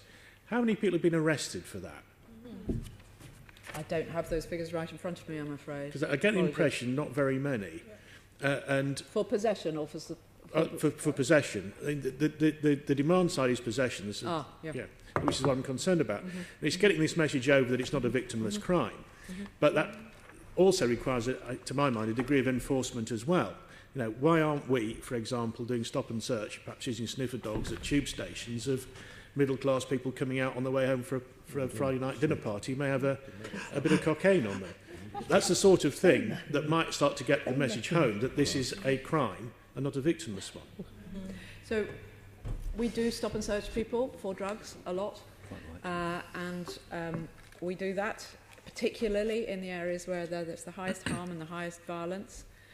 And of course, as I've said before, and indeed at the Assembly recently, our biggest interest is in those people who are in possession with intent to supply or because they are suppliers who are engaged in violence. That is the lens that we must look through it primarily at. We don't have infinite resources. I cannot possibly put hundreds and hundreds of officers out on the street to stop, look at people and try to decide what sort of class they come from. That would be ridiculous. I know you didn't mean that, Andrew. And then just be, if you like, almost randomly stopping and searching people because they might be carrying drugs. That is not a good use of my resources, nor is it probably lawful. So we are going for the places where there is street drug dealing. We are going for the places and the people who are engaged in supply primarily, and the people who get tied up and tangled up in supply. But we do a lot of arrests for drugs. The VCTF itself has arrested 800 people for drugs offences from stop and search. Many of those, many of those will be violent people. I fully accept that, Commissioner, but that's not the point I'm making. If you've got a market, you've got two sides to the market. Sure. If you take out suppliers in large numbers, which you may well be doing, all that will do is drive the price up unless you get rid of the demand side as well, or really tackle the demand side. Now, lots of people are getting stop and search for, cannabis or whatever, under stop and search, which you've increased. My concern is that we're not actually tackling this Class A problem at the same time tackling the demand for that, which is a different demand for people who want a bit of cannabis. So we do stop and search people for drugs and for Class A drugs. We absolutely do. And we will continue to do that. And people will be arrested, and of course if they're repeat offenders they will undoubtedly be charged with possession. I don't think it is a good use of my resources to prioritise simple possession over possession with intent to supply or supply. I absolutely don't. However, nobody will be able to walk around the streets of London assuming that they're not going to be stopped and searched, assuming they're not going to be dealt with for possession. They will be. If we find somebody in possession, we will, and officers do stop and search for drugs. But I'm afraid, Andrew, if you look at any of the research, it will show that sending people out to do lots and lots and lots of trying to catch people who might carry drugs is not the best use of resource, the best way by itself of dealing with the problem. I have limited resources. The best way to reduce demand is, of course, people need to know it's unlawful, and we have to show that the law is being upheld, but it is not to put masses and masses of resources into possession. I don't accept that it would be, and I don't have those resources available. The health approach seemed to be working. Addictions were going down in Class A. Heroin addictions were well down. We now have a significant problem in this country of it going up, and I'm not saying they're going to get away with it. Absolutely not. We do arrest people for possession, but it cannot be my priority. I'm not saying that it's... I think it's you. Last point. It's not an either-or, Commissioner. Well, but the point I'm making, and I accept you've got limited resources, I've been going on about that myself on your behalf. The point about it is this. What about the occasional targeted effort at certain places, like in Camden Town, for example, where you've just done a big operation on supply, looking for people who are going to come to try and buy stuff. So if you have seen drugs operations at tube stations, I'm sure you have, and we do them with the British Transport Police. All our efforts against drugs and violence are usually with the city and the BTP. So you will have officers from the TSG perhaps, officers from BTP, you will have drugs dogs, and anybody who comes through who smells, the dog smells drugs, will be stopped, and they will be stopped and searched, and we will arrest them if they are in possession of Class A. Can I just say, I certainly agree with your analysis, which it seems to be suggesting it's a market and we should deal with it in a market way, and you can't just go for one or the other. But the reality of the fact is, we haven't got the resources, as the Commissioner said, to go after people who are using. There's no evidence to suggest that by arresting them that cures their problem. Far from it, is often the case. So you're not actually reducing the demand by arresting people, and all that happens is you drive the supplier into more innovative ways of getting supply out there and getting more customers, which is potentially one of the explanations around county lines, that they feel that they've saturated much of the market in urban centres and they're moving out into smaller areas to get more money in, which is ultimately what it's all about for them. Yeah, I can see that too, but right, last point. If you start to see apparently wealthy people being arrested for Class A drug use, what the Commissioner called recreational drug use, and that gets reported in the Evening Standard or whatever, it starts to send a message out to other people that this is not a victimless crime, it is a crime, and something serious can happen. Because if those sort of people are charged and arrested, it can have much greater consequences for them in terms of their work, in terms of their social life and so forth. Yeah, I think I think the point is a good one. I think the use of these class drugs is used across the whole social structure. I think Andrew's wanting Commander Musker to put a few doors in Islington Camden dinner parties, and I don't think that's going to happen by the sound of it. So, but I think Labour Party members. Yeah, but I think the question is to Deputy Mayor. I think it's a little bit about prevention. It's a bit about perception of drug taking. Is the Mayor actively involved in any campaigning around pointing out the damages that drug taking can do just to people, to themselves, and also the issues that Andrew's talking about? A kind of education piece. Is that something you should be thinking about in MOPAC? You'll know that in terms of treatment for drug addiction and for those that are taking Class A drugs or cannabis, that is a responsibility of Public Health England and local authorities in terms of commissioning it. Although we do from MOPAC, we do commission some of the drug intervention programmes from the custody suites, and we are reviewing that at the moment as to what is the most effective way of intervening at the moment of arrest or in the custody suite.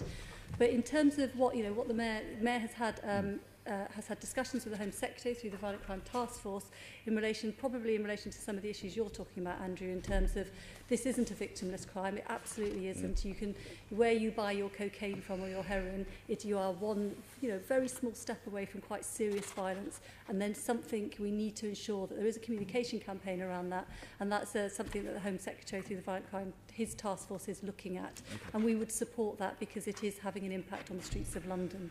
Okay. But, yeah. Sorry, right, let's move on. Domestic violence, Len. Sorry. Of the 21 murders so far, have you managed to break down whether there were any repeat offenders in the list? There were 9 knife murders, I believe, and the remainder were by other implements or other ways. So we've looked, as you would have expected us to, very carefully at the increase. I think it's also worth saying, of course, I'm sure you'll have picked up last year, particularly low year, and welcome that it was low. I think we're seeing a return to higher numbers this year, which we are determined to do something about. We've analysed each one of them,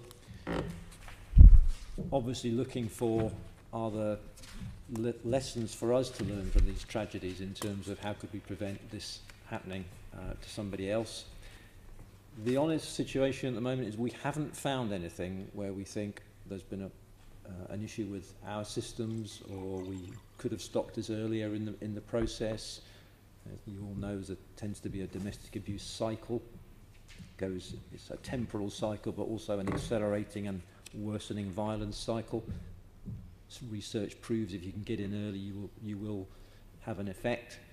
We haven't found those opportunities in the instances that we've been looking at, We are continuing, we're looking even more closely at them to make sure, because it is a big increase on last year. Our statistics tells us that actually when you look at the long-term trend, which is a positive trend, it's a good trend, but it's actually the numbers we're seeing this year are not completely out of whack with the general trend. It's a bad year, but it's not 3 times worse than our average year. It's worse than last year, because last year was particularly low, so it stands out. So we're taking action to look at them, but we haven't found anything that's a real,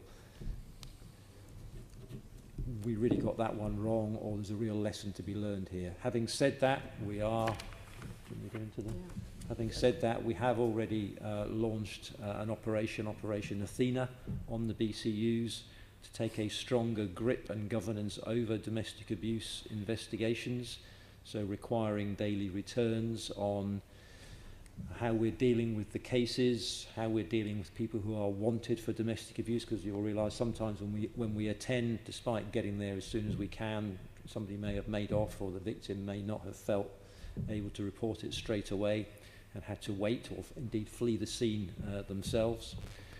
So sometimes we have people who are wanted on domestic abuse, so we are reviewing on a daily basis how we're chasing them down as well, to make sure that that's dealt with and brought into the criminal justice ambit as well. So there's a lot more focus going into it at the moment. We're looking at our arrest rates in relation to domestic abuse crimes as well, to make sure that that stays at a level that we're comfortable with. There's a number of initiatives going on domestic abuse at the moment. I welcome that. I'd like to see some more information, if we can see that in a written form. That also almost begs the question then that you've done some view around Operation Dauntless, which the Commissioner praised last time for MQT. We didn't quite have enough time to engage in some of the other comments the Commissioner made. But Operation Dauntless, where you identified 400 high risk, because the nature of the crimes they committed in different boroughs, you set a high threshold. What was the assessment of that operation? Or have you introduced it because the boroughs are inconsistent and they didn't get a grip with the 400 not the 400 because they were dispersed amongst the boroughs, they didn't follow up? Was there any results around that operation? Because that seems to be pretty key in managing risk and targeting some of these the worst perpetuators of this crime on your threshold. I would say the two operations go together. So it's ongoing. It's not a replacement. It's a compatriot operation working across different axes on domestic abuse. So one of the things, obviously, that London suffers from more than most, obviously, the size and the population. In fact, people will move across borough boundaries. Again, the move to BCUs should reduce that danger. It should improve our intelligence sharing, and when we bring in our new intelligence systems and put our new people into the intelligence hubs that is planned in the near future, it will undoubtedly improve that picture, so that we can track people, so that we can deal with a phenomenon which is a well recognised one in domestic abuse, of serial offenders moving from one relationship to another. That's something that we need to get stronger at and better at, and I'm quite confident we will do. Well, I welcome that if we could see it. In terms of, Commissioner, what you said to us when you were before the Assembly, and I think you also pointed to an increased issue around dashboard, the management of those issues was one of the things that the Met was looking at. I think in terms of just pushing a little bit further about the narrative, there's other work going on nationally, using crime databases, sharing the information that's stored on those databases that would go beyond what the Met's doing. And of course there is the work that's going on in Northumbria, which Sophie Linden is aware of, from Dame Vera Bird, the Police and Crime Commissioner there. And it will be interesting to see when you write back to this group whether what your current thinking is about some of those issues. We go back to this because I do share your concern, Commissioner. I know your view about whether we should have a register or not. The sex offenders register is fairly large, but you manage the risk of the most potentially dangerous to our community. The issue for me is how do you manage the most potentially dangerous to women, can be men, but mostly women, and their children. So there are issues. So out of the 9 knife crimes, I think, and you can put me right, 3 of those were what your colleagues would decide had previous form. Now, clearly, we can't be there, we can't have police officers there of every issue, and we know it's a complex crime of those issues. But if you had an at-risk register, I don't know whether they would meet that threshold or whether they would be there. Of the other 12 domestic murders, we don't know whether they are previous. I've not got access to that information around that. I'd be very interested to see if that was the case. I'm driven by the murder of a 5-year-old child that took place in Lewisham, where I think if we had a risk register, we might have prevented that child's life being taken. I'm also concerned about the individual who was walking around North London who managed to kill 3 women. We may have saved 2 women. He never had a custodial surgeon. Since he managed to play the system around him in this responsibility, but the managing the risk wasn't there. I'm not saying it's completely with the police in managing that risk, but we've got to do more in terms of putting the pressure back on the perpetrators of crimes about knowing where they're living, knowing what new relationships they're forming, to aid the police. ACPO in its previous form in 2009 did a value for money study that said with a risk register of domestic violence, it paid for itself because it helped and determined where the priorities and emphasis went on. Of course, it's not the silver bullet in this crime. Nothing is in that sense, but I think it could make a difference. That's why I take that view. But I'd be very interested to see, and we welcome around this table that the further initiatives that you're taking. I think it takes some sense to reassure people because, you know, even on messaging sometimes, and I know, Commissioner, you are passionately committed to reducing violence against women and young girls in that sense. But you can lose it in the messaging about whether this is a priority for the Met or whether it's a priority for policing and all those issues. And I know that there's lots of people working on. We've got to get rid of some of the inconsistency in the system. We've got to get a better quality approach. And we've got to make some further impact on what is this awful crime, particularly in the time of this week and the initiatives led by MOPAC about highlighting the awareness of it in this building and beyond. So I just want to say that. So I'd welcome, Chair, if we could have some further information on. I think we'll come back and maybe talk further, because I think there may well be some issues that we've got just to move on a little bit more than the dashboard issues. We've just got to, that's the main thrust. There's some other important work going on around the country that we might want to be following and taking on board. I welcome that. I don't think you will find we're very far apart on this, Len. It is a very important issue. The crime survey would tend to suggest the prevalence in London is lower than anywhere else, but nevertheless we have a high number of reported and recorded, and as we've pointed out, sadly, you know, some desperately serious crimes, often, and indeed homicides, far too many this year. We are taking a number of measures. We absolutely accept we need to get, the big we, need to become more consistent, and we completely agree that in any intelligence-led approach, focusing on people who are repeatedly victimised, because we know that unfortunately some people are either subject to repeat victimisation within a relationship or go from one abusive relationship to another, and the most dangerous, if we can assess who they are effectively. We know, of course, that will, you know, and using not just arresting them for the violence offence against their partner, but or their, you know, their family member, but also for other matters. We know that will work. And there's more we can do, and we will be.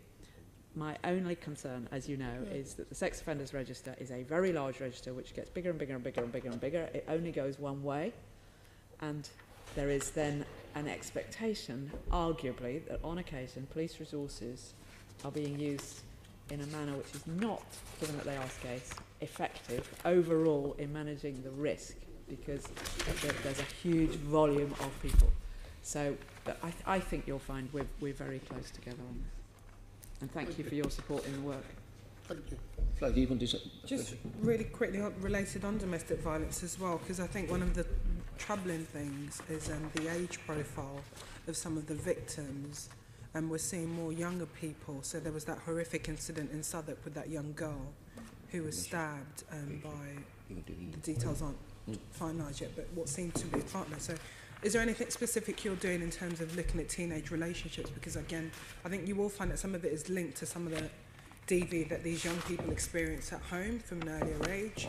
There are issues with mental health, but is there anything specific that the Met are doing around working with younger adults on DV?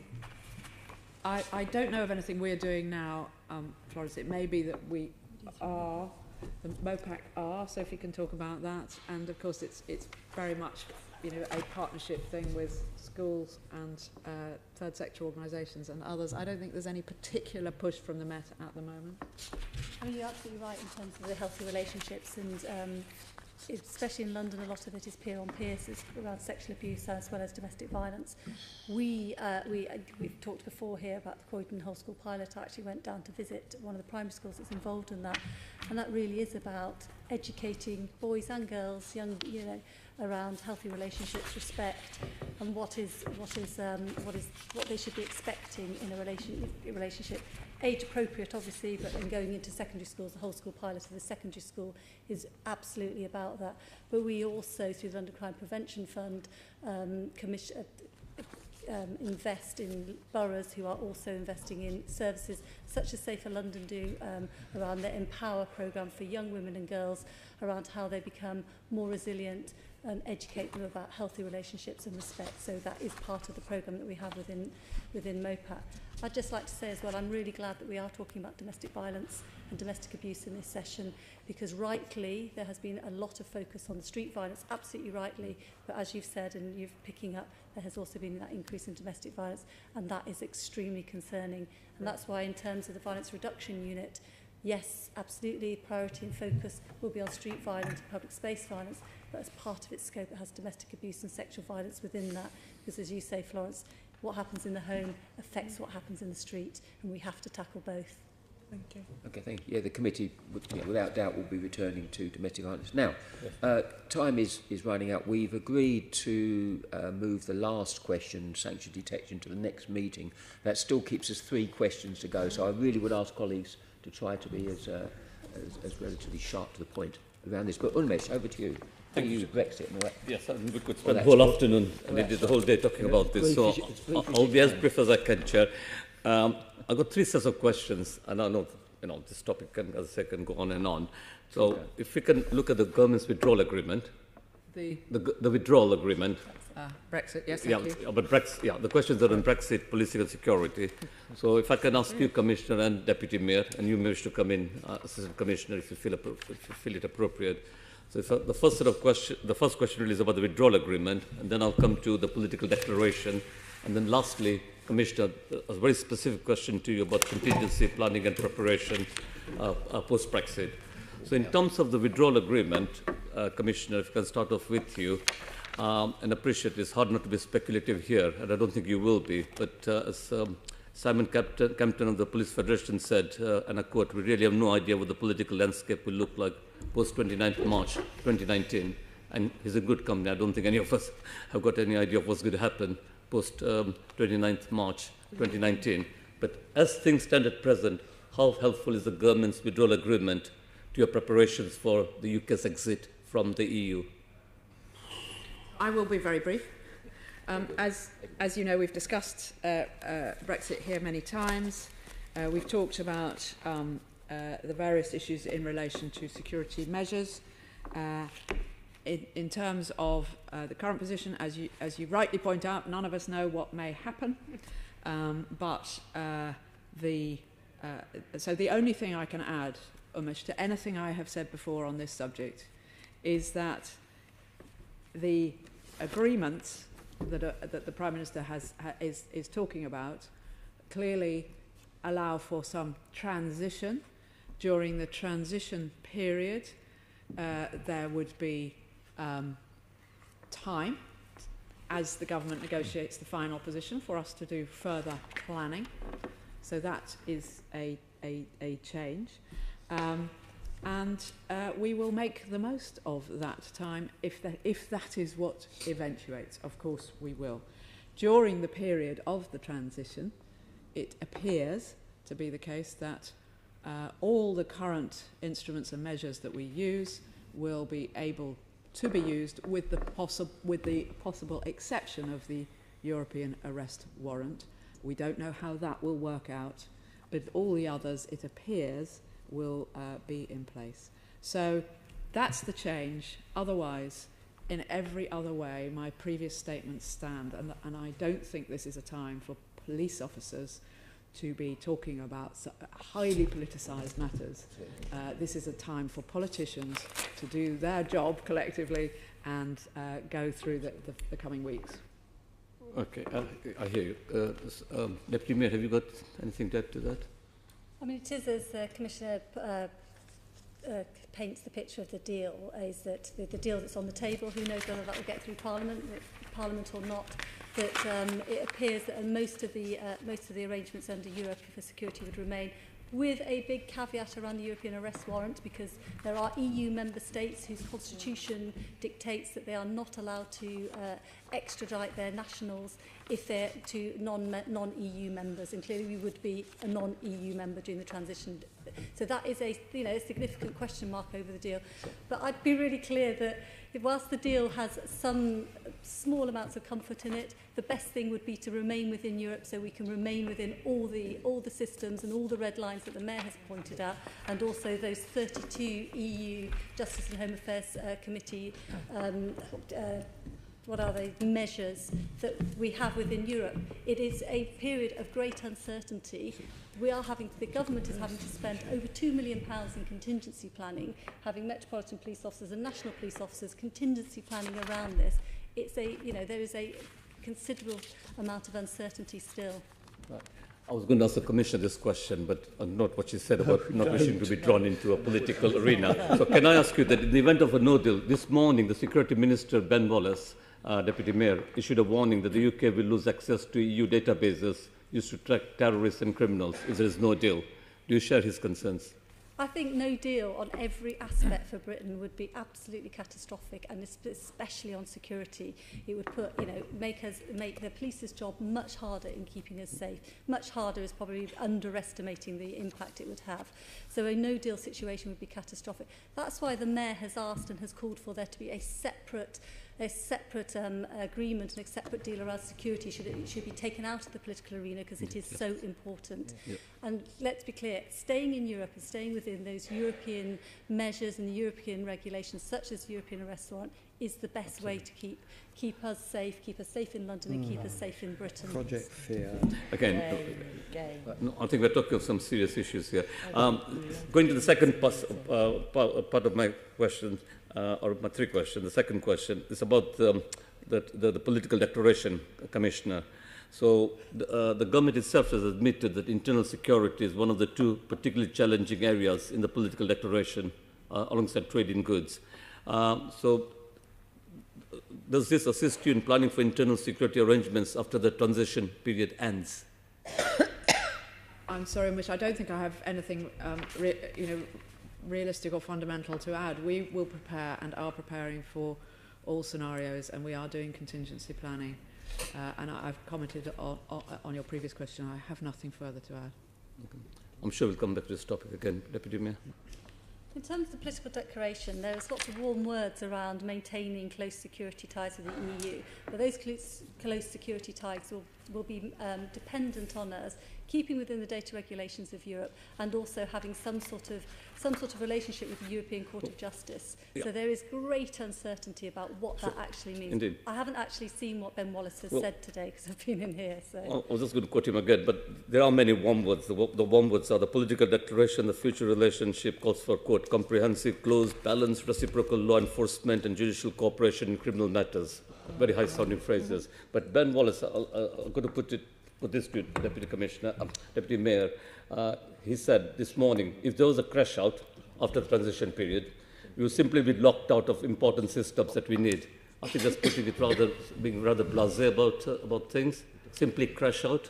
Well, as I've said already, I think it would be really catastrophic for London and Britain if there were to be no deal on Europe. But I have also said that the best possible outcome is that we stay in Europe, we stay within the security arrangements that have been long used and used a lot to keep Britain safe. And it's a mutually enforcing relationship with Europe. Europe needs our intelligence and our cooperation, and we need their intelligence and their cooperation as well.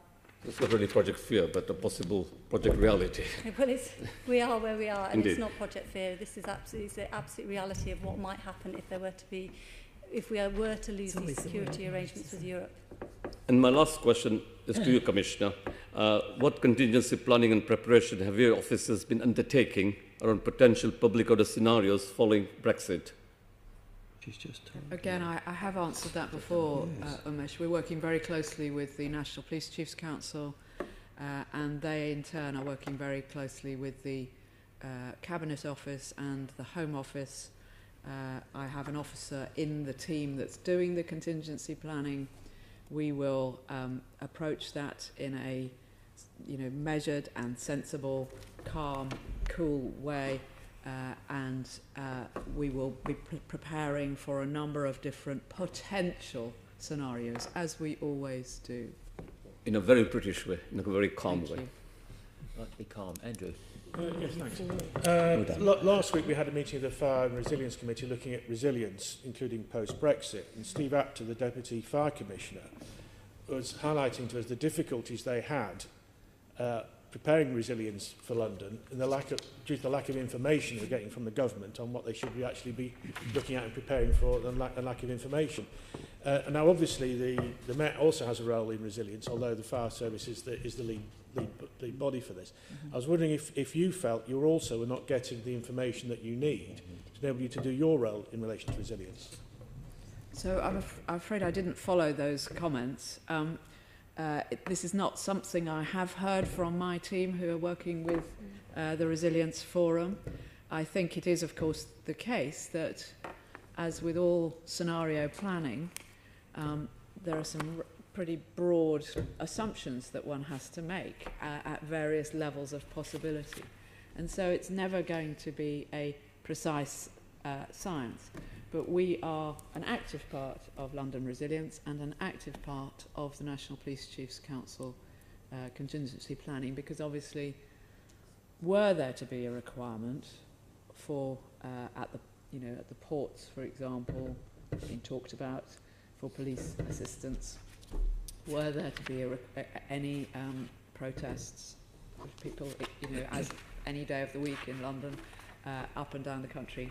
Of course, our people have to be able and can work in other parts of the country, and we work to and fro. So it's not just London that we have to think about in terms of, for example, public order resourcing.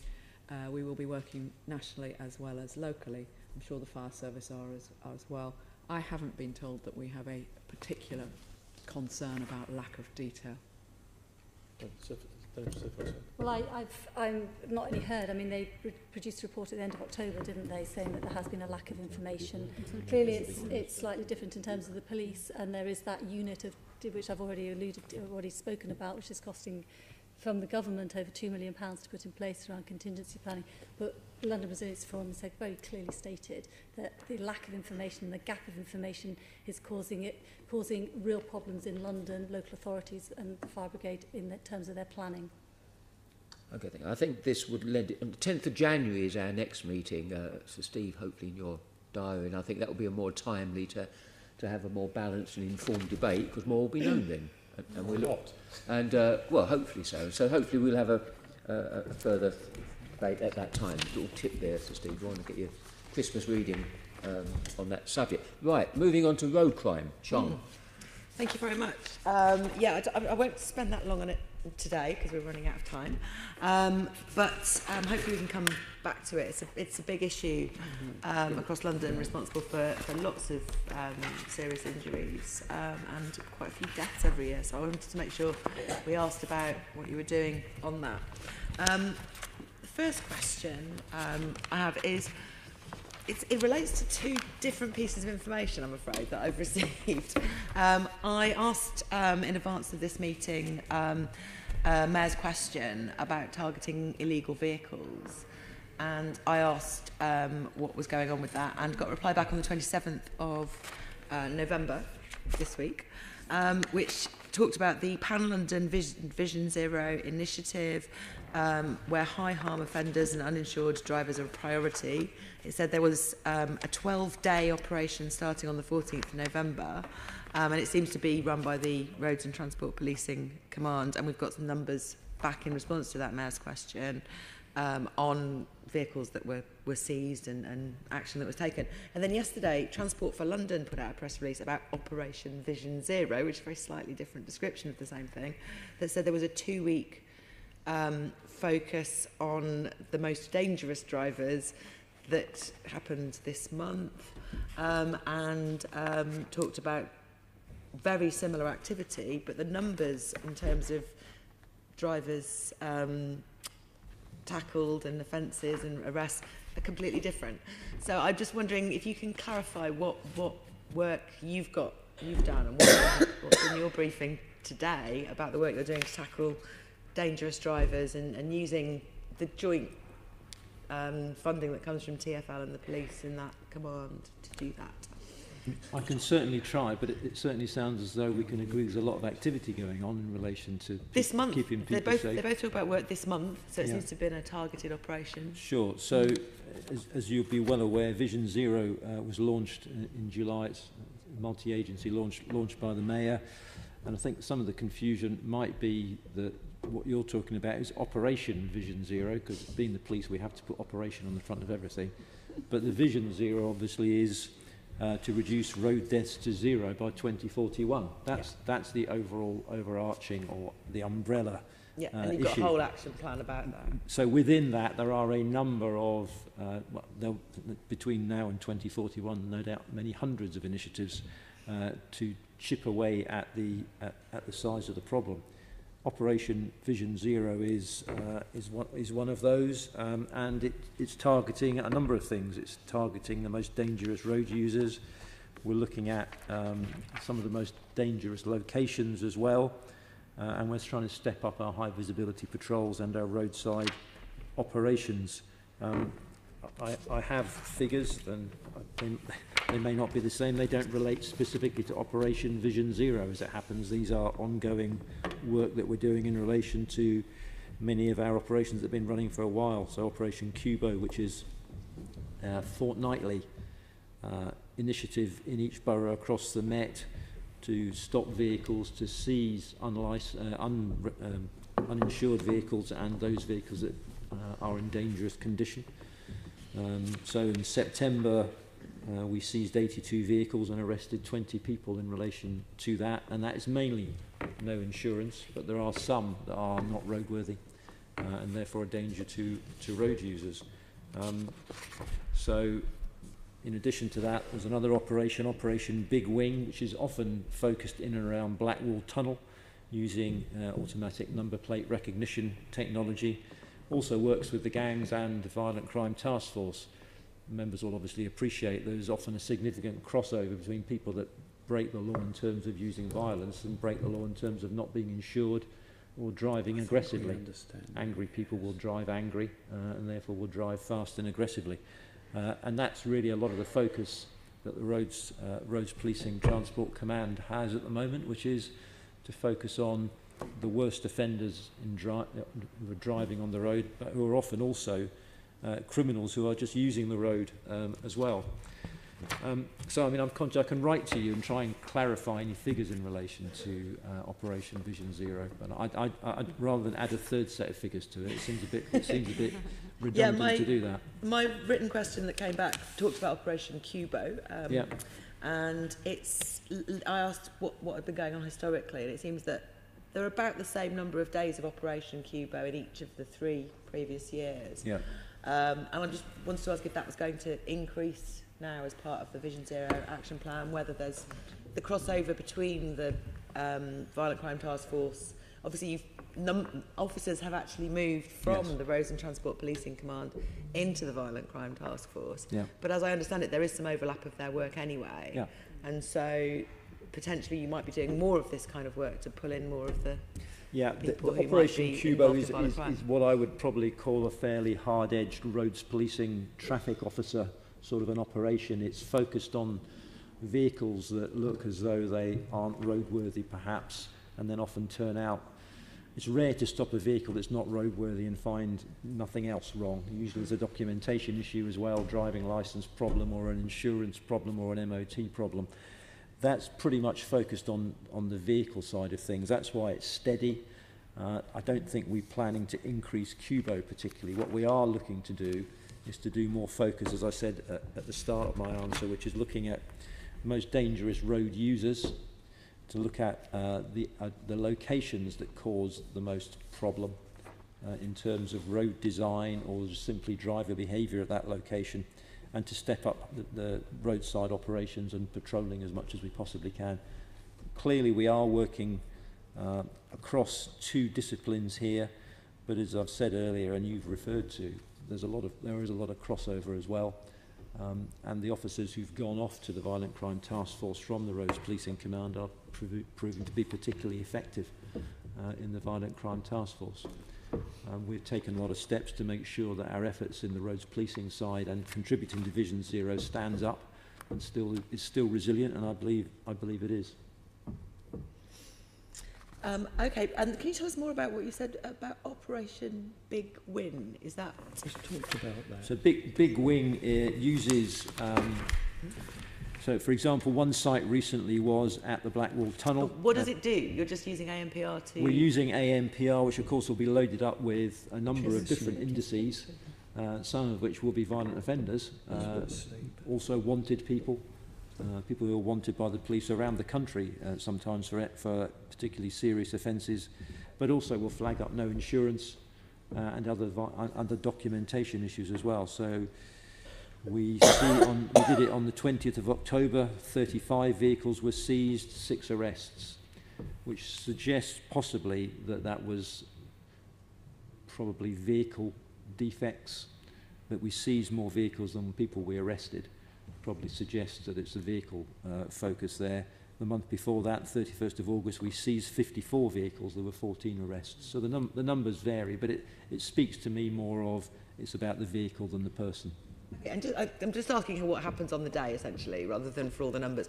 So your AMPR watch list flags somebody, and then at the other end of the tunnel, you pick them up. Is that the sort of thing you're talking about? Yeah, that can often be the case, and so we'll have marked vehicles will simply stop, or somebody will just step out onto the road where it's safe to do so and flag somebody, and they'll come in and we'll examine the vehicles. And we use a lot of our commercial vehicle squad people who will look at heavy goods vehicles to make sure that they're safe, and passenger vehicles as well, to make sure that coaches on the roads are safe as well. And if they're not, they'll be impounded. If it's a vehicle that's not insured, the vehicle will be seized and taken to a car pound, and then people will need to pay to get their vehicle back, also prove that they've got insurance. And obviously be prosecuted as well. Okay, sorry, I'm trying to hurry you because I'm being hurried on my right-hand side here. When the Violent Crime Task Force goes into an area, do you take the same kind of watch list in? Have you got specialist traffic officers are doing that work as part of a targeted operation? Is that right? So on occasion, with the Violent Crime Task Force and indeed some of our other proactive teams, they will focus on automatic number plate recognition along a particular road. So I probably shouldn't mention too many of them, but we've already talked about Blackwall Tunnel. The A40 as well can be very fruitful for a number of reasons. And it relies on having sufficient resources to be able to respond to the machine saying that is a vehicle that is associated with somebody who carries firearms or whatever it is. So proactive work in that way is not unusual in London, and the Violent Crime Task Force do that frequently. But in essence, it is responding to what the automatic number plate recognition is telling you, and you'll be aware that actually, it will beep, so to speak, quite frequently, because it will tell you about the vehicle and in effect who is known to use that vehicle regularly, or if you can do a quick check to see if the registered keeper is somebody who has a criminal record, and for what. It's very powerful against gangs. It's very powerful tool that we do use often. Okay, well, we'll continue to monitor that, and especially that kind of overlap between violent crime and road offences. The other thing I wanted to ask about was Operation Close Pass, which is the operation where officers go out on bikes and spot close passes by drivers and then educate drivers about how to actually safely drive past cyclists. That seems to have gone off the boil a little bit, and is that something to do with the officers being moved out of the Road and Transport Policing Command? Are you able to update us on how much of that is going on? I can't give you a specific answer on has that operation been affected by it. My information is it hasn't, but okay. I can look into it and I'll come back to you and let you know if that is the case. If we can get an update on the operation, I think the operation is a very valid one, and I would encourage it with more and more cyclists on the road. And obviously, if they're in the cycle zone, then it doesn't apply so much. But if it's on the road with other road users, then it's an important thing to be doing. So I can have a look at it and let you know. Yeah, I mean, as I understand, the operation was quite successful, and it was inspired by operations in the West Midlands. I wouldn't like it to be like an experiment that was forgotten about. I'd like it to become more routine for this, because then that's how you spread the education more widely. I think we may have to finish and come back to this on another day. Susan. Okay. Very, very quickly, Commissioner, please. Do you think it's possible to eliminate people being killed or seriously injured on London's roads? Yeah, sorry, I was just muttering yes, I do. I absolutely believe it's possible. Completely eliminate it? I think it's the right vision to have, and is it technically possible? Absolutely. I think because the distinction I think everybody in the road safety business has now made is that we don't call them accidents, we call them collisions. There is a reason behind them. Some of it can be engineered out through vehicles, some of it can be engineered out through road design, and cycle paths are a very good example of that, and a lot of it can be engineered out through education. A significant proportion of accidents that cause fatalities or serious injuries, there is a blameworthy element to a driver, and that can be dealt with through education and sometimes through enforcement. So yeah, I do believe it's possible. Except, of course, you always have the animals that run into the road that obviously we won't be able to do anything about. Well, or road design. Or, pardon? Road design would be the answer there. Or if that's animals. The case. Foxes. Foxes that are rife.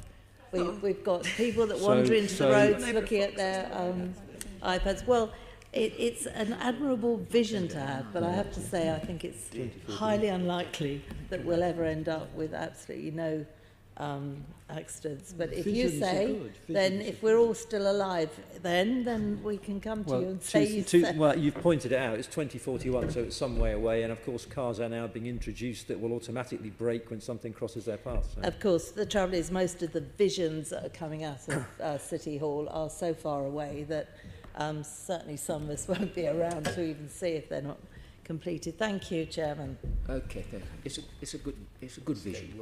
Okay, now we've got the last question, which is really important, around emergency response times, 101 and 909. Caroline. So, looking at response times, Commissioner, at a recent plenary session, I asked you about this, and you said you were very happy with response times. Following that meeting, MOPAC answered some outstanding questions I had. And within that, it showed in September, some boroughs, for their 15-minute time, were actually having an experience of 22 minutes for police to respond. And for the S-grade calls, we even had some like Newham, 2 hours, 53 minutes on average for the police to respond. And then in the quarterly performance update that we received yesterday, this shows clearly for quarter 2 that 27 of the 32 boroughs were below the 90% attendance target for I-grade emergency calls, and for S calls, only one borough recorded met the 90% target. So I'm wondering, Commissioner, do you still stand by your comments that you're very happy with response times, and that you don't have any intention to improve them?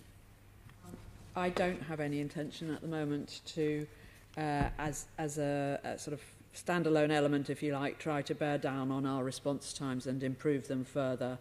I'm looking at, and I don't want to trade figures with you, but I'm looking at, the percentages within target in the latest month's figures that I've got for the emergency calls, 85.7% within the 15-minute target, nearly 80% within the target for the S calls. And I believe that that is a good performance. Yes, there is an ideal target. However, or the whole multiplicity of different things that we are dealing with in London. We've gone through some great big changes. I'm pleased to say that in the new BCUs, response is holding up and it is high. And at the moment, we're still having some challenges in South West London, but I think that will be rectified soon. I do not believe people's lives are being put at risk by the current level of performance. And in a crowded landscape of priorities, I am not saying that we must get these higher. The plenary, the Mayor particularly stressed that he wanted the I-grade calls, so the 15 minutes an immediate issue is occurring to be responded to within 15 minutes to be much higher. It's actually decreased in the latest figures we had. Are you not wanting to put any focus in that area to improve the response times to the public? Well, I apologise. I genuinely don't actually remember the Mayor saying that. I'm sure you will be right, Caroline. I don't remember him saying that. We all understand that emergency calls are very obviously the most important thing. In a sense, the police must be able to respond effectively in emergencies. I simply believe this is an effective response, and I don't have any data that tells me that people's lives are being put at risk by this small percentage below the target that we did set. And it's a high target. But this is once people actually get through on the phone, as I've highlighted previously, people sometimes are on hold for some time before they actually get their call answered, and then if they're having to wait 22 minutes for what's seen as an immediate emergency call. So they are extraordinarily rarely held for any significant amount of time on the 999 system. We have had considerable challenges, as you know, in previous years and months on the 101 system. And that is hugely much better, as I discussed at the last. Let's focus on 999. Yeah, absolutely. So I don't believe people have long waiting times on the 999 system. I really don't. But I absolutely accept that if something horrible is happening to you or has just happened, every minute feels like a long time. And I have to hold my position, though, Caroline. I simply don't think this is a poor performance. I think it is a perfectly, for me, acceptable performance given the stretch on my service, and I am not intending to try, which would involve, I'm not putting a lot of effort into trying to get those numbers back up beyond the 90. Christmas, New Year period is often a really busy period. How can you assure Londoners that they call the Met and they need the Met, they're going to get a quick response, they're not going to be hanging around? Well, it is a busy period, and it also tragically has been a busy period for in previous years for violence. So our violent crime efforts, our efforts under what we call the winter nights and the Christmas markets, mean that my officers are working hard throughout that period, and we are scheduling their working around when we know there is likely to be violence and when we know there is likely to be a high requirement for response. And we are doing that, I would say, more actively this year than we ever have before, to try to make sure that we have sufficient resources on the streets to be assured. And what that, of course, does mean that is, if you have a serial of officers in a van who are there to deal with violent crime, but an emergency call comes out next door, of course they go to that. That's what they do. So I am confident that we will have a high presence throughout the Christmas period, including the bank holidays, and we will be doing our level best to provide an effective response service and patrol service, as well as deal most effectively in stopping violent crime. It's a big focus for me. And in terms of 101 calls, obviously historically there have been, the last year or so, really serious problems there. You've now put in this voice response system. The Victims Commissioner told us that there have been some initial problems with that. Are you satisfied that that system is now operating effectively? Yes, I am. I am satisfied. Inevitably, when you make a change in a system, sometimes it creates extra burdens or whatever later down in the process, and we know that we still have some further work to improve the precise scheduling of our colleagues working and some of the practices and processes within the telephone and digital investigation unit. But in relation to the change that you have described there, absolutely happy that the thing that the Victim Commissioner was concerned about has been sorted out. It's working very well, and it has genuinely transformed the 101 answering service. Yes, well, we can look at some data to get into that further. You mentioned previously one of the issues around the response times was around your call handling and the number of staff you have working in that field. How many vacancies do you have at the moment, and by when do you expect them to be filled? Sorry, I haven't brought the precise number of vacancies with me. I can absolutely let you know, but it's getting better and better every week, as in less vacancies.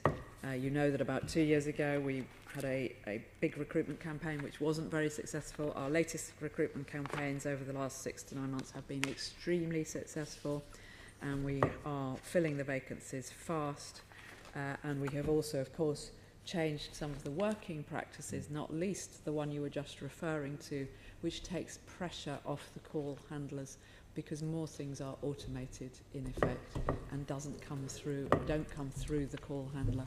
So if you were to go, and you're very welcome to any of the centres where we handle the calls and indeed do the dispatch, you will find people who are less stretched and more able to give a really high quality service to every caller than was the case a few months ago. We've got staff coming online all the time. I'll give you the numbers. Thank you. I'm sure we'll be returning to this. Thank you. Your last question of the morning. Yeah, well, I was just going to come back to the point you made about the borough mergers and the impact on turnout times, because I've got the ones here. I think we call North West now, Barnet, Brent and Harrow. And one of the three boroughs is doing all right, which is QA, but the other two are very much in the red. Barnet is very much in the red, QK very much in the red. So it doesn't seem, to my mind, to have actually achieved what you were saying about the impact of the mergers, because some of these numbers are pretty poor. 73%, 74%, and 69%, 67%, 63%, 59%. You know, they are, to my mind, you know, you say you don't know anything about it, but those are not acceptable to me. No. You have misheard me, I'm afraid, or I haven't been clear. Let me start with that, with the figures you've been reading out there. There is always a spread. This is for October. What we have seen, there is always a spread of figures, of course. What we have seen is, as each of the BCUs have gone live, most extremely, of course, the first one, you remember the Pathfinder out in the east, where we had enormous difficulties getting the response capability properly staffed, properly scheduled, and able to cope initially. So as each of the BCUs has gone live, in the main, it has been a smoother process, learning from the ones before, and less impact on response. But as they go live, there has been some dip in the response times, absolutely. And that is what some of your boroughs are going through at the moment. But Central North, as an example, was struggling a bit initially when it became a BCU. In Camden and Islington, it's now it's over the target, and it's one of the highest performing in the Met, and consistently so, and has been for months. The East is not an outlier in terms of response times. It was hugely an outlier. The West has gone quite smooth, relatively smoothly, some dip quite smoothly, but I absolutely do expect in the Southwest, and your October figures for the latest Northwest, that there may be some dip initially, and don't please get the impression that I'm just sitting there saying, well, that's okay, that's all. Not at all. I've got people looking at this every day, making micro changes to how it is working on the BCUs. What I'm saying to you is, if you compare the BCUs fully functioning with the time before, before they were functioning, let's go back a year before and go for a year after implementation, you're not going to see a big difference. And I'm very, very happy with that, because, as you know, we have had to move and have moved resources into safeguarding. So it's a more efficient and better way of handling the response process. But it's not without its difficulties when it starts. Thank you, Commissioner. I think it's worth having that exchange because for Londoners, it's a core service. You know, when they're in distress, they expect a response from officers. We talk about a whole range of subjects, but we mustn't lose sight that Absolutely. that is such a core First piece. and last, I agree. Okay. The only contact some Thank you. people have. Right, we are where we are. Thank you very much for attending today, all of you. I mean, this is the sort of unseasonal time when I can actually wish you a festive season and a happy Christmas, because it's my official... I did this time last year and it felt very odd in November, but thank you very much for coming along. Can the committee note the monthly report from MOPAC and the answers by the guests? Item 7, can ask the committee to note the progress on work programme and agree on the 12th of December meeting for mental health and policing. Date of next meeting is the 12th of December. No other any business. Thank you very much all.